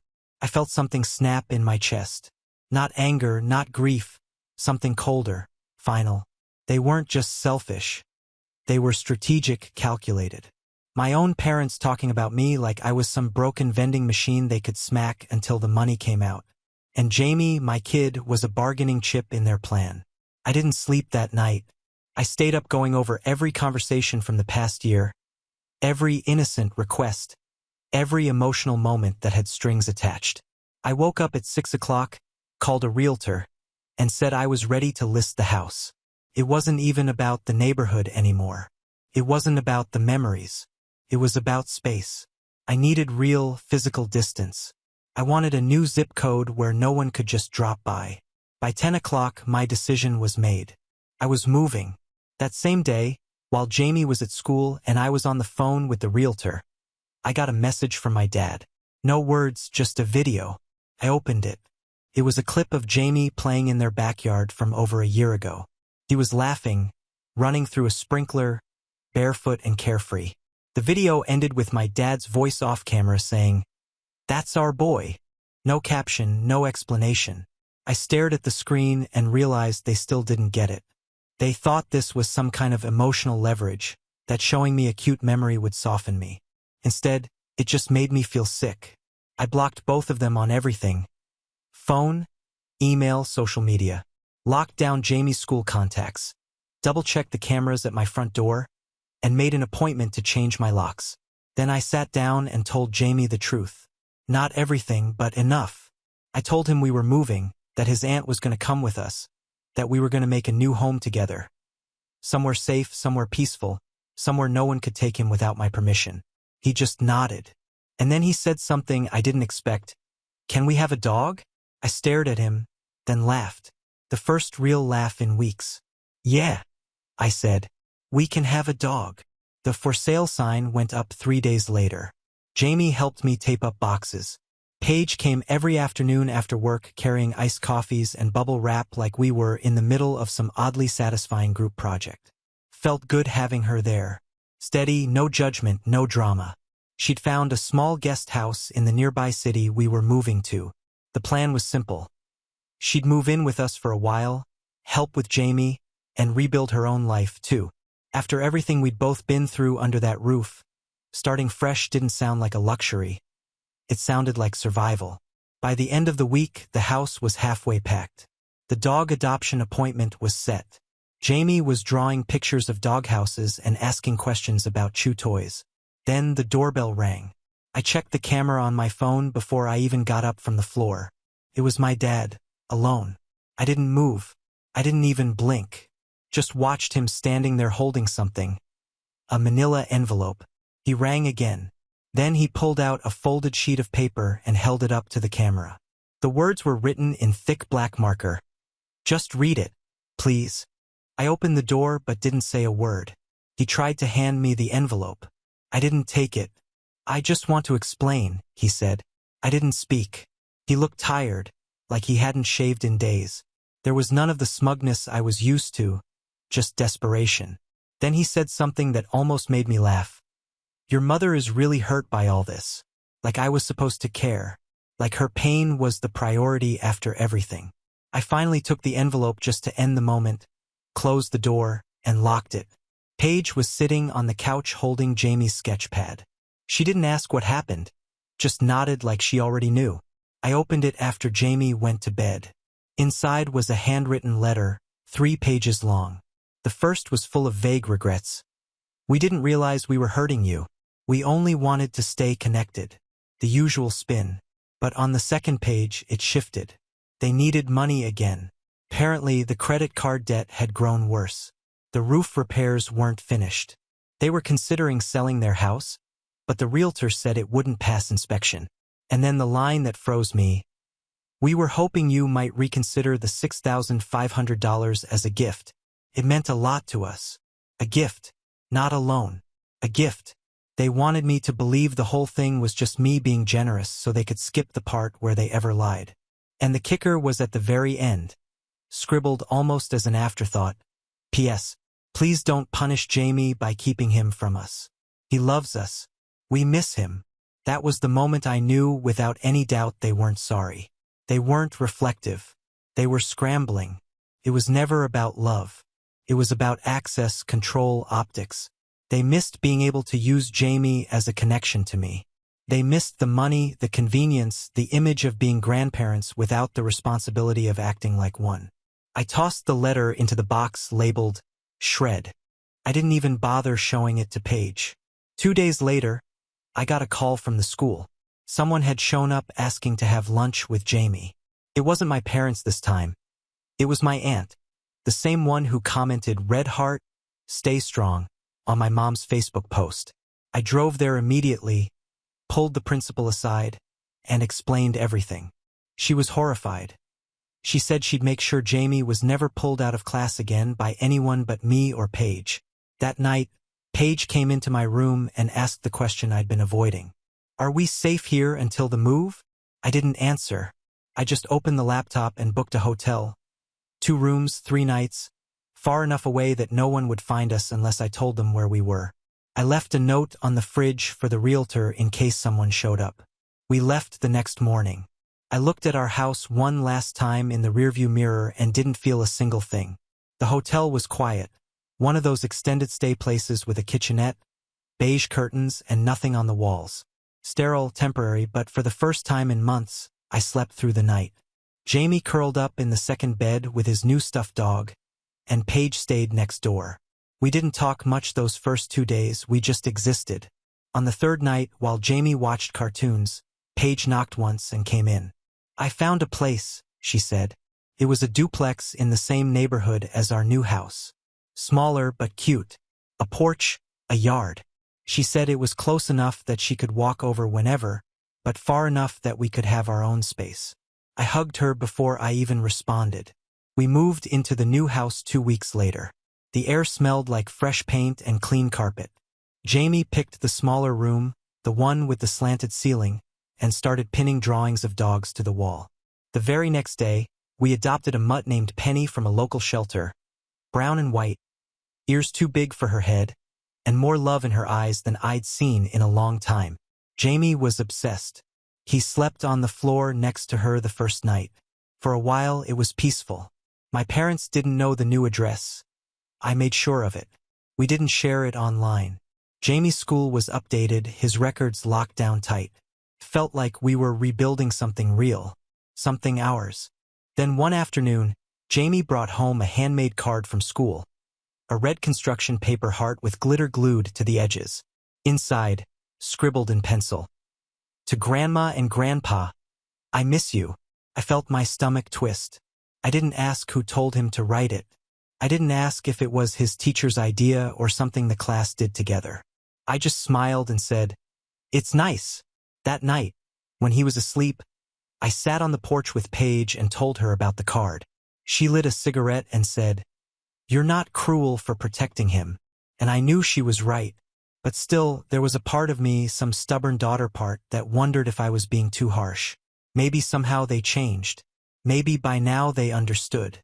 Then came the message. A burner email address I didn't recognize. "We know where you are. Don't worry, we'll be quiet. Just want to be part of his life. Please don't cut us out forever. You'll regret it.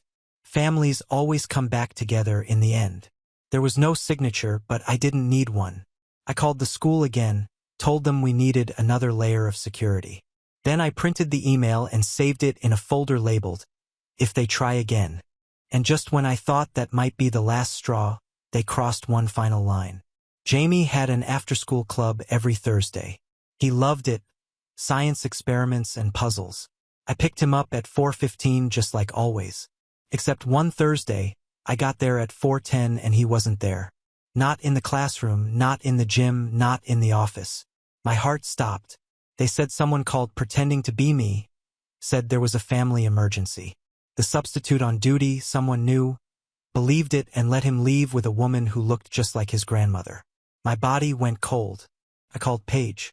Then I called the police. We found them within the hour at a frozen yogurt shop 10 minutes away. Jamie was fine. A little confused, but not scared. He said, "Grandma said you were sick." I took him straight home. And then, with every ounce of calm I could fake, I told them on the phone that if they ever went near him again, I would press charges. My mother tried to cry. My dad told me I was making it worse, that it was just yogurt and they meant no harm. I didn't respond. I changed Jamie's school again, hired a lawyer, filed paperwork, and then, for the last time, I blocked them permanently, legally, fully. No contact, no rights, no more just showing up. That was 6 weeks ago. The house feels like home now. Penny sleeps in Jamie's bed. Paige makes coffee every morning and leaves the extra cup on the counter for me.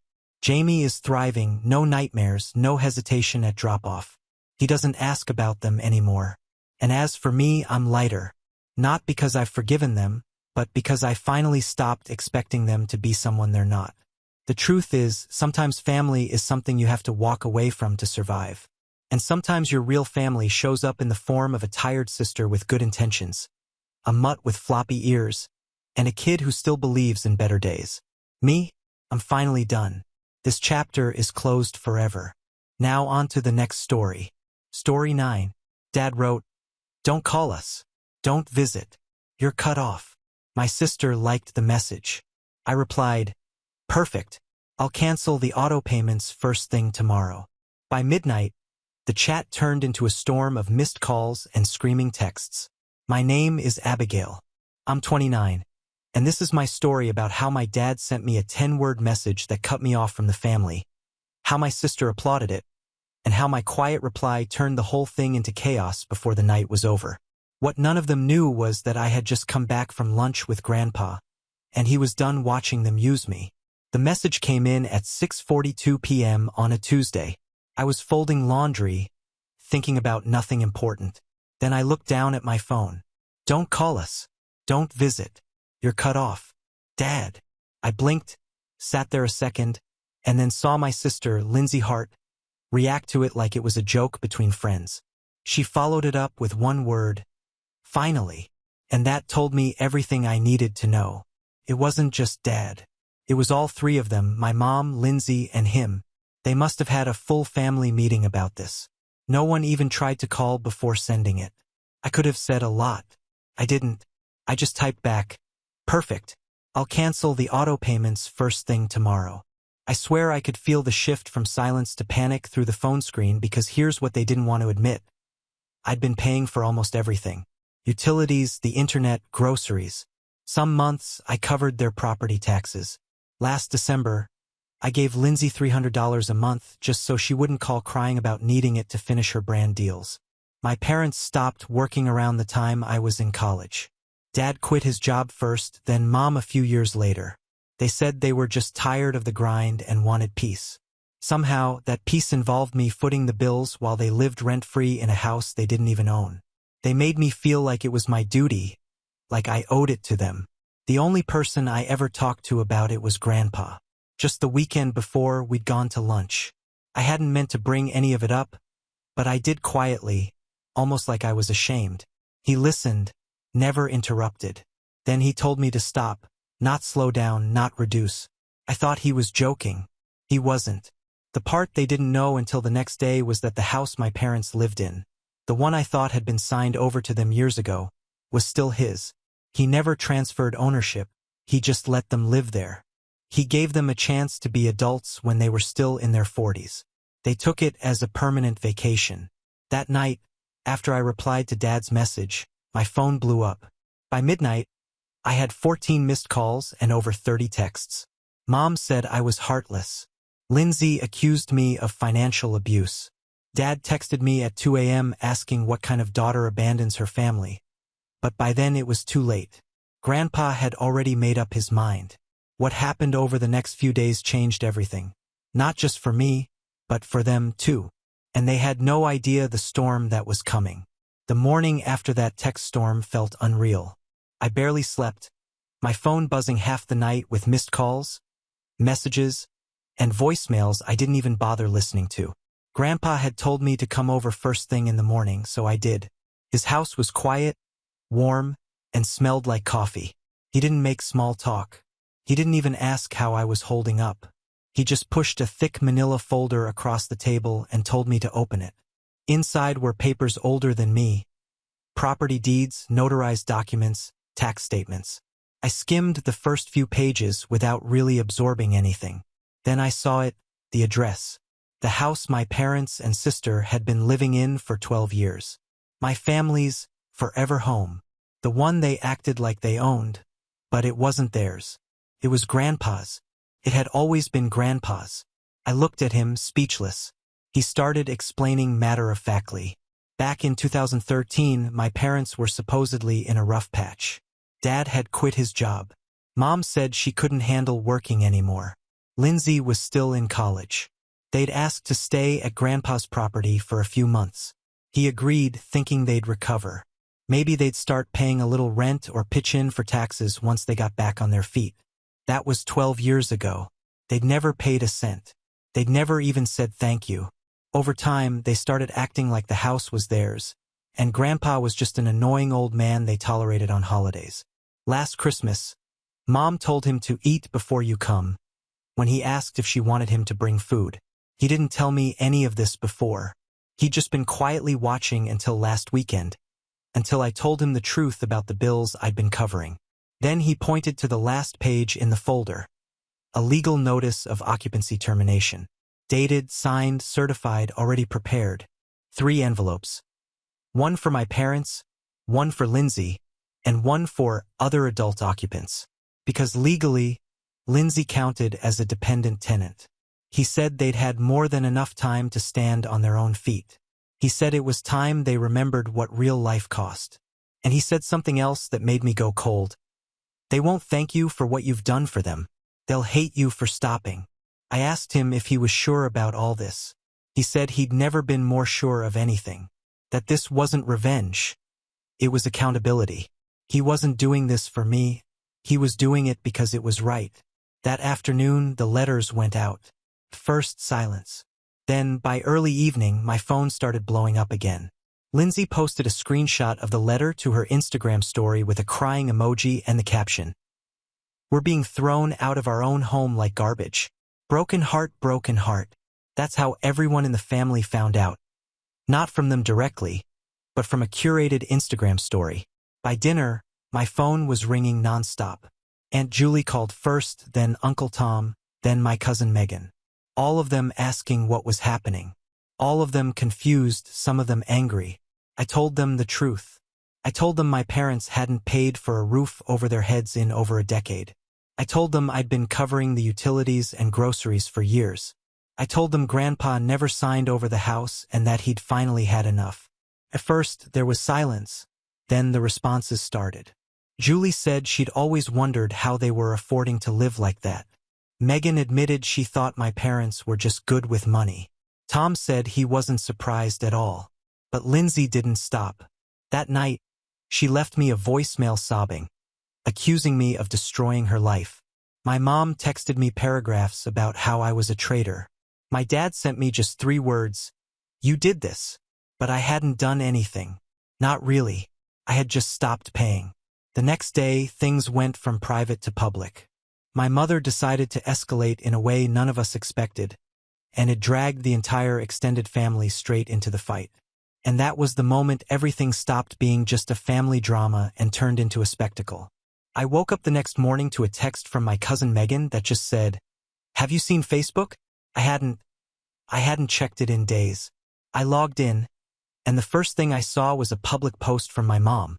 After decades of sacrifice, we've been betrayed by someone we loved. We're being forced out of our home. Yes, our home by manipulation, lies, and greed.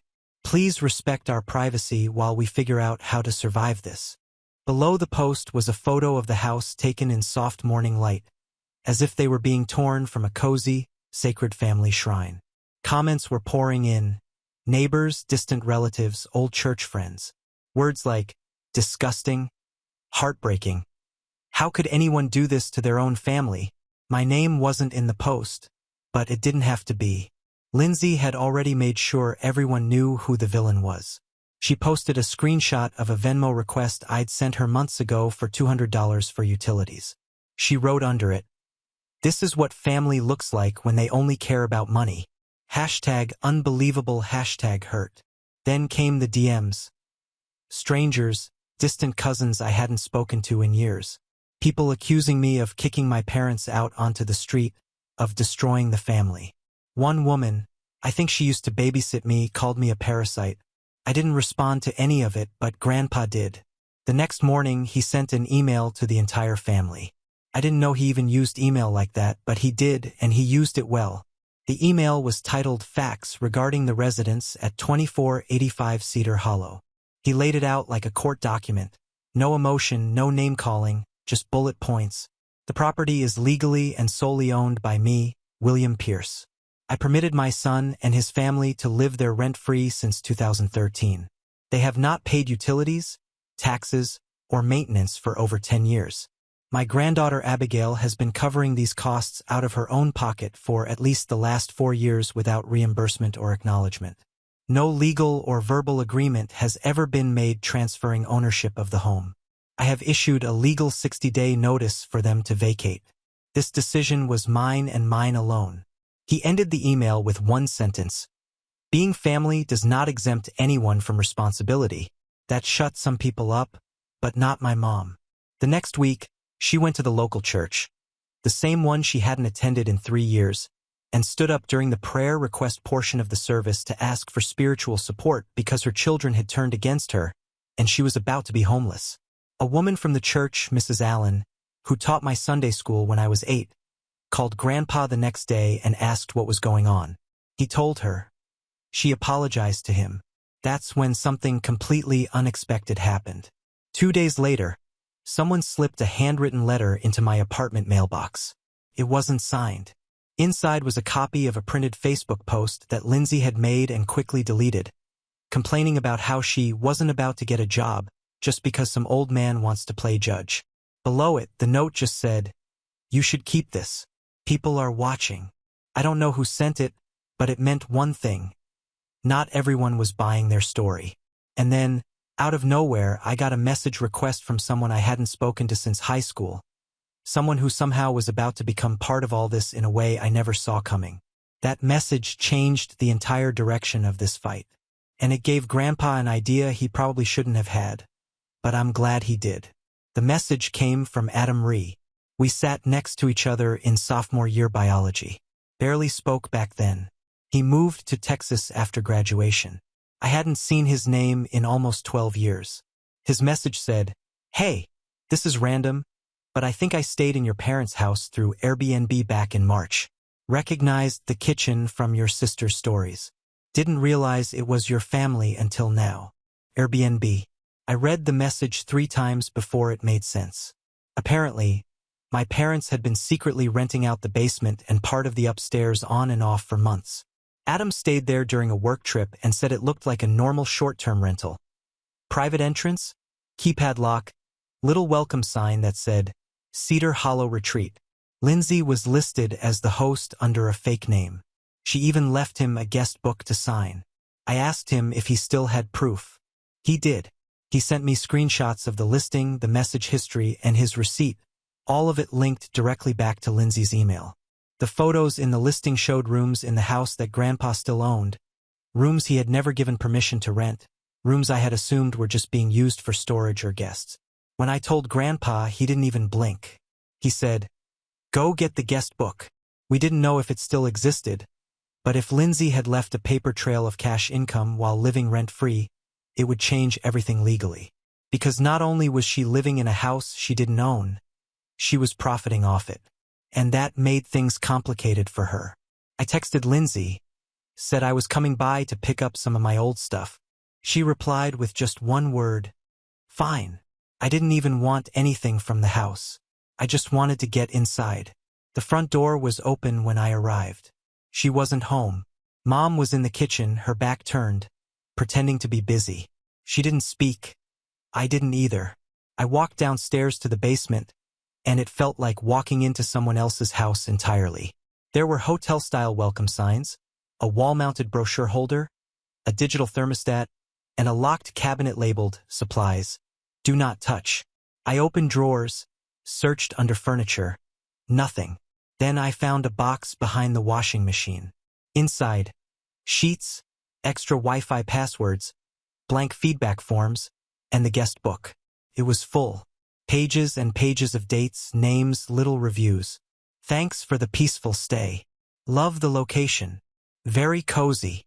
Some in neat cursive, some in crayon. A few had actual dates that lined up perfectly with Adam's screenshots. I took photos of every single page. By the time I walked back upstairs, Mom was standing at the front door like she knew what I had found. I didn't say a word, just walked past her and out the door. That night, Grandpa and I sat down and went through everything. He was quiet for a while, then said, "They want to make this public? Fine. Let's give them something real to talk about." He called his lawyer the next morning. The eviction process was already underway, but this was different. This could move things faster because now it wasn't just about unpaid rent. It was about profit made off someone else's property without permission. Proof. We didn't expect what happened next. I thought they'd panic, maybe apologize, maybe beg. Instead, they doubled down. And what they did next made everything 10 times worse. They went to Grandpa's old friends, the ones from his retirement group, from his veteran circles, from his church, and they started telling people he was losing his mind, that I had manipulated him, that this was elder abuse. But Grandpa, he was one step ahead. And what he revealed publicly at that point made every last one of them wish they'd kept their mouths shut. Grandpa didn't say anything publicly right away. He waited, even after hearing they were whispering through his old circles, calling him confused and unstable, accusing me of turning him against them. Lindsay had even told someone at church that I'd forged his signature on the eviction letters. I got back to him by the end of the week.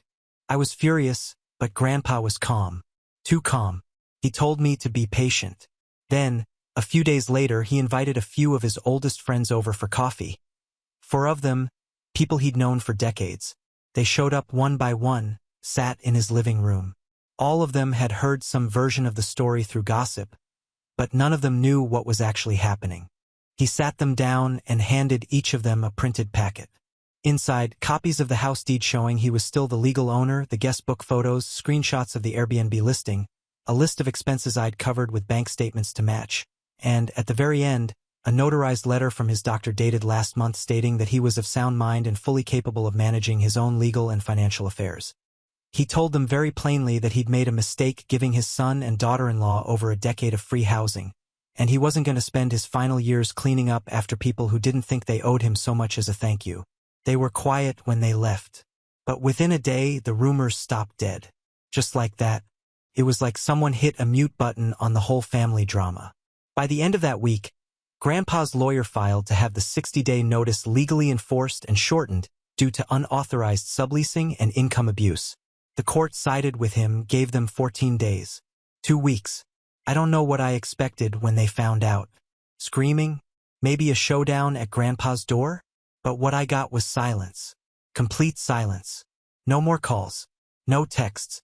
Lindsay deleted her stories. Mom shut down her Facebook. Dad didn't say a word.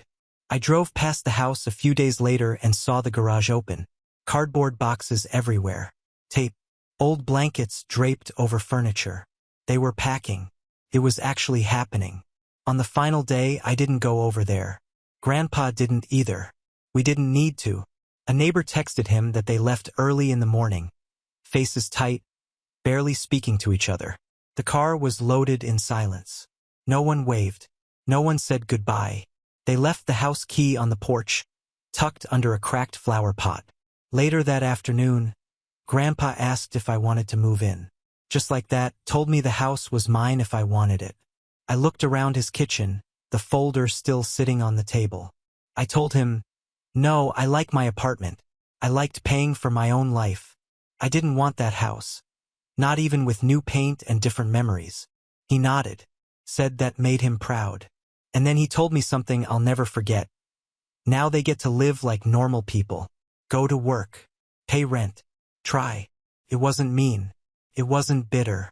It was just true. That house stayed quiet for a while. But the story didn't end there. Because what came next was the real show. The part where the rest of the family finally figured out what actually happened and what they did when they found out. It was the final nail in the coffin for my parents' pity parade. The first update.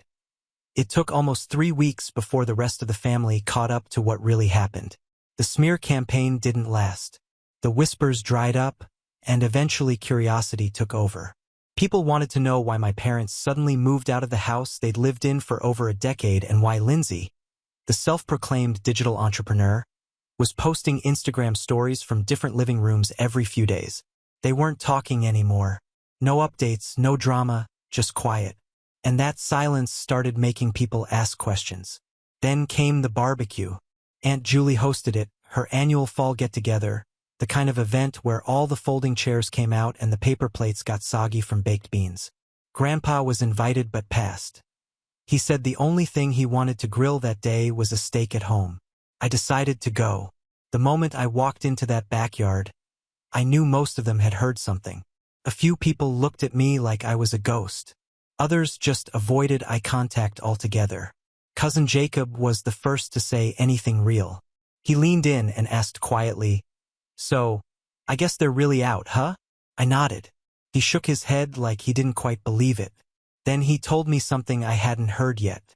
Lindsay had apparently tried to list someone else's apartment on Facebook Marketplace using photos stolen from a real listing in a completely different state. She claimed it was her own and asked for deposits up front. Someone recognized the photos, flagged the post, and it got taken down. Now she was crashing at a friend's place, floating between projects, whatever that meant. As for my parents, they were living in a small duplex on the edge of town. 1 bedroom, no porch. They were both working part-time. Dad at an auto parts store, Mom doing customer service calls from home. No more mornings sipping coffee on Grandpa's deck. No more watching TV all day. Just bills and rent and life.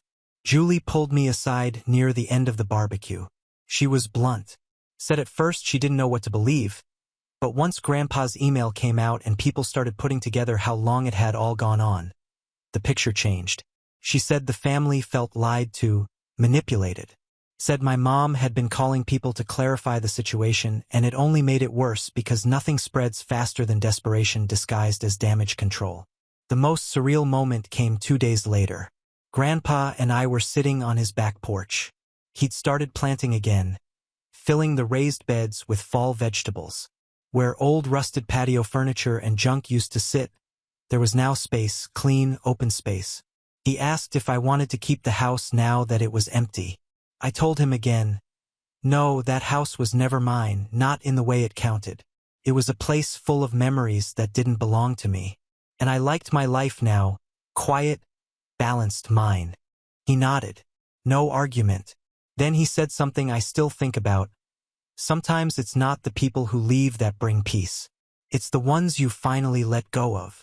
Now here's how things stand. My parents pay rent on time because now they have to. Lindsay stopped trying to live online and is starting to realize life costs money. The content dried up. So did the sympathy. A few relatives tried to play neutral for a while, but even they came around after seeing how long I had been covering everything alone. Me? I go to work, pay my bills, cook dinner in a kitchen that doesn't come with guilt. No more texts asking for just a little help. No more late-night calls because the Wi-Fi was down and they didn't know who else to ask. No more secrets. The storm passed, and when it did, the truth stood tall while the noise collapsed around it. Funny how that works. The final update. Thought it was over. I really did. 3 weeks of silence turned into 4, then a month. No calls, no texts, no new Instagram stories. For a while, I let myself believe they were finally living their lives.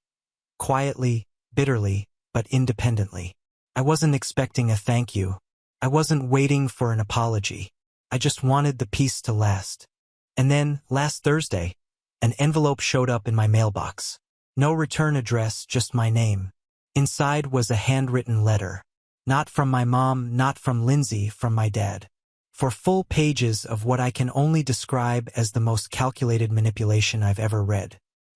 He said they were settling into their new life, but were emotionally devastated by how I turned the family against them. He said Lindsay was suffering and that they were worried she'd fall into a dark place if something didn't change soon. He didn't ask me to move them back in. He didn't even ask for money directly. He asked if I would consider signing my name onto a loan application they were submitting to get back on their feet. Not a joke, not a scam email. A real physical document was enclosed, half filled with my information already written in pencil. I sat there for 10 minutes just staring at it. They were trying to use my credit now. That was the twist I didn't see coming. After everything, after being evicted from a home they never paid for, after the public drama, after being exposed in front of the entire family, they still thought they had access to my life. I didn't even respond. I packed up the envelope, the half-completed form, and dropped it off at Grandpa's. He didn't say a word when I handed it over. Just opened the envelope, looked at the form, and nodded once like he'd been waiting for this final move. The next day, I checked my credit report just to be safe. No surprises yet, but I locked it down with every freeze and fraud alert I could activate. And then Grandpa made one more call to his lawyer. He said he wanted to make sure that if anything ever happened to him, I would be protected, that his estate wouldn't go to the people who had treated him and me like we owed them the world. That everything, the house, the land, his savings, would be documented properly. I never asked him to do that. I never even thought about it. But I didn't argue because at this point, I knew better. This wasn't just about being selfish. This was about them believing they were entitled to whatever wasn't nailed down, even after they'd been cut off. No, the house is staying empty for now. Grandpa likes it quiet. Lindsay is back to trying to sell coaching packages through her Instagram, but people stopped buying when she posted one too many manifestation videos from a friend's guest room. My parents are still in the duplex. Dad took on another job. Mom's barely online anymore, but they know the door's closed for good. And if there's one thing I've learned through all of this, it's this. Some people don't break your boundaries. They pretend they were never there to begin with. You don't owe them another explanation. You don't owe them a reaction. You owe yourself the space to move on. And that's exactly what I'm doing. We have reached the end. If you enjoyed this video, please be sure to like and subscribe to the channel for more videos like this, and give us your thoughts about the stories in the comments section. Thank you and see you in the next video.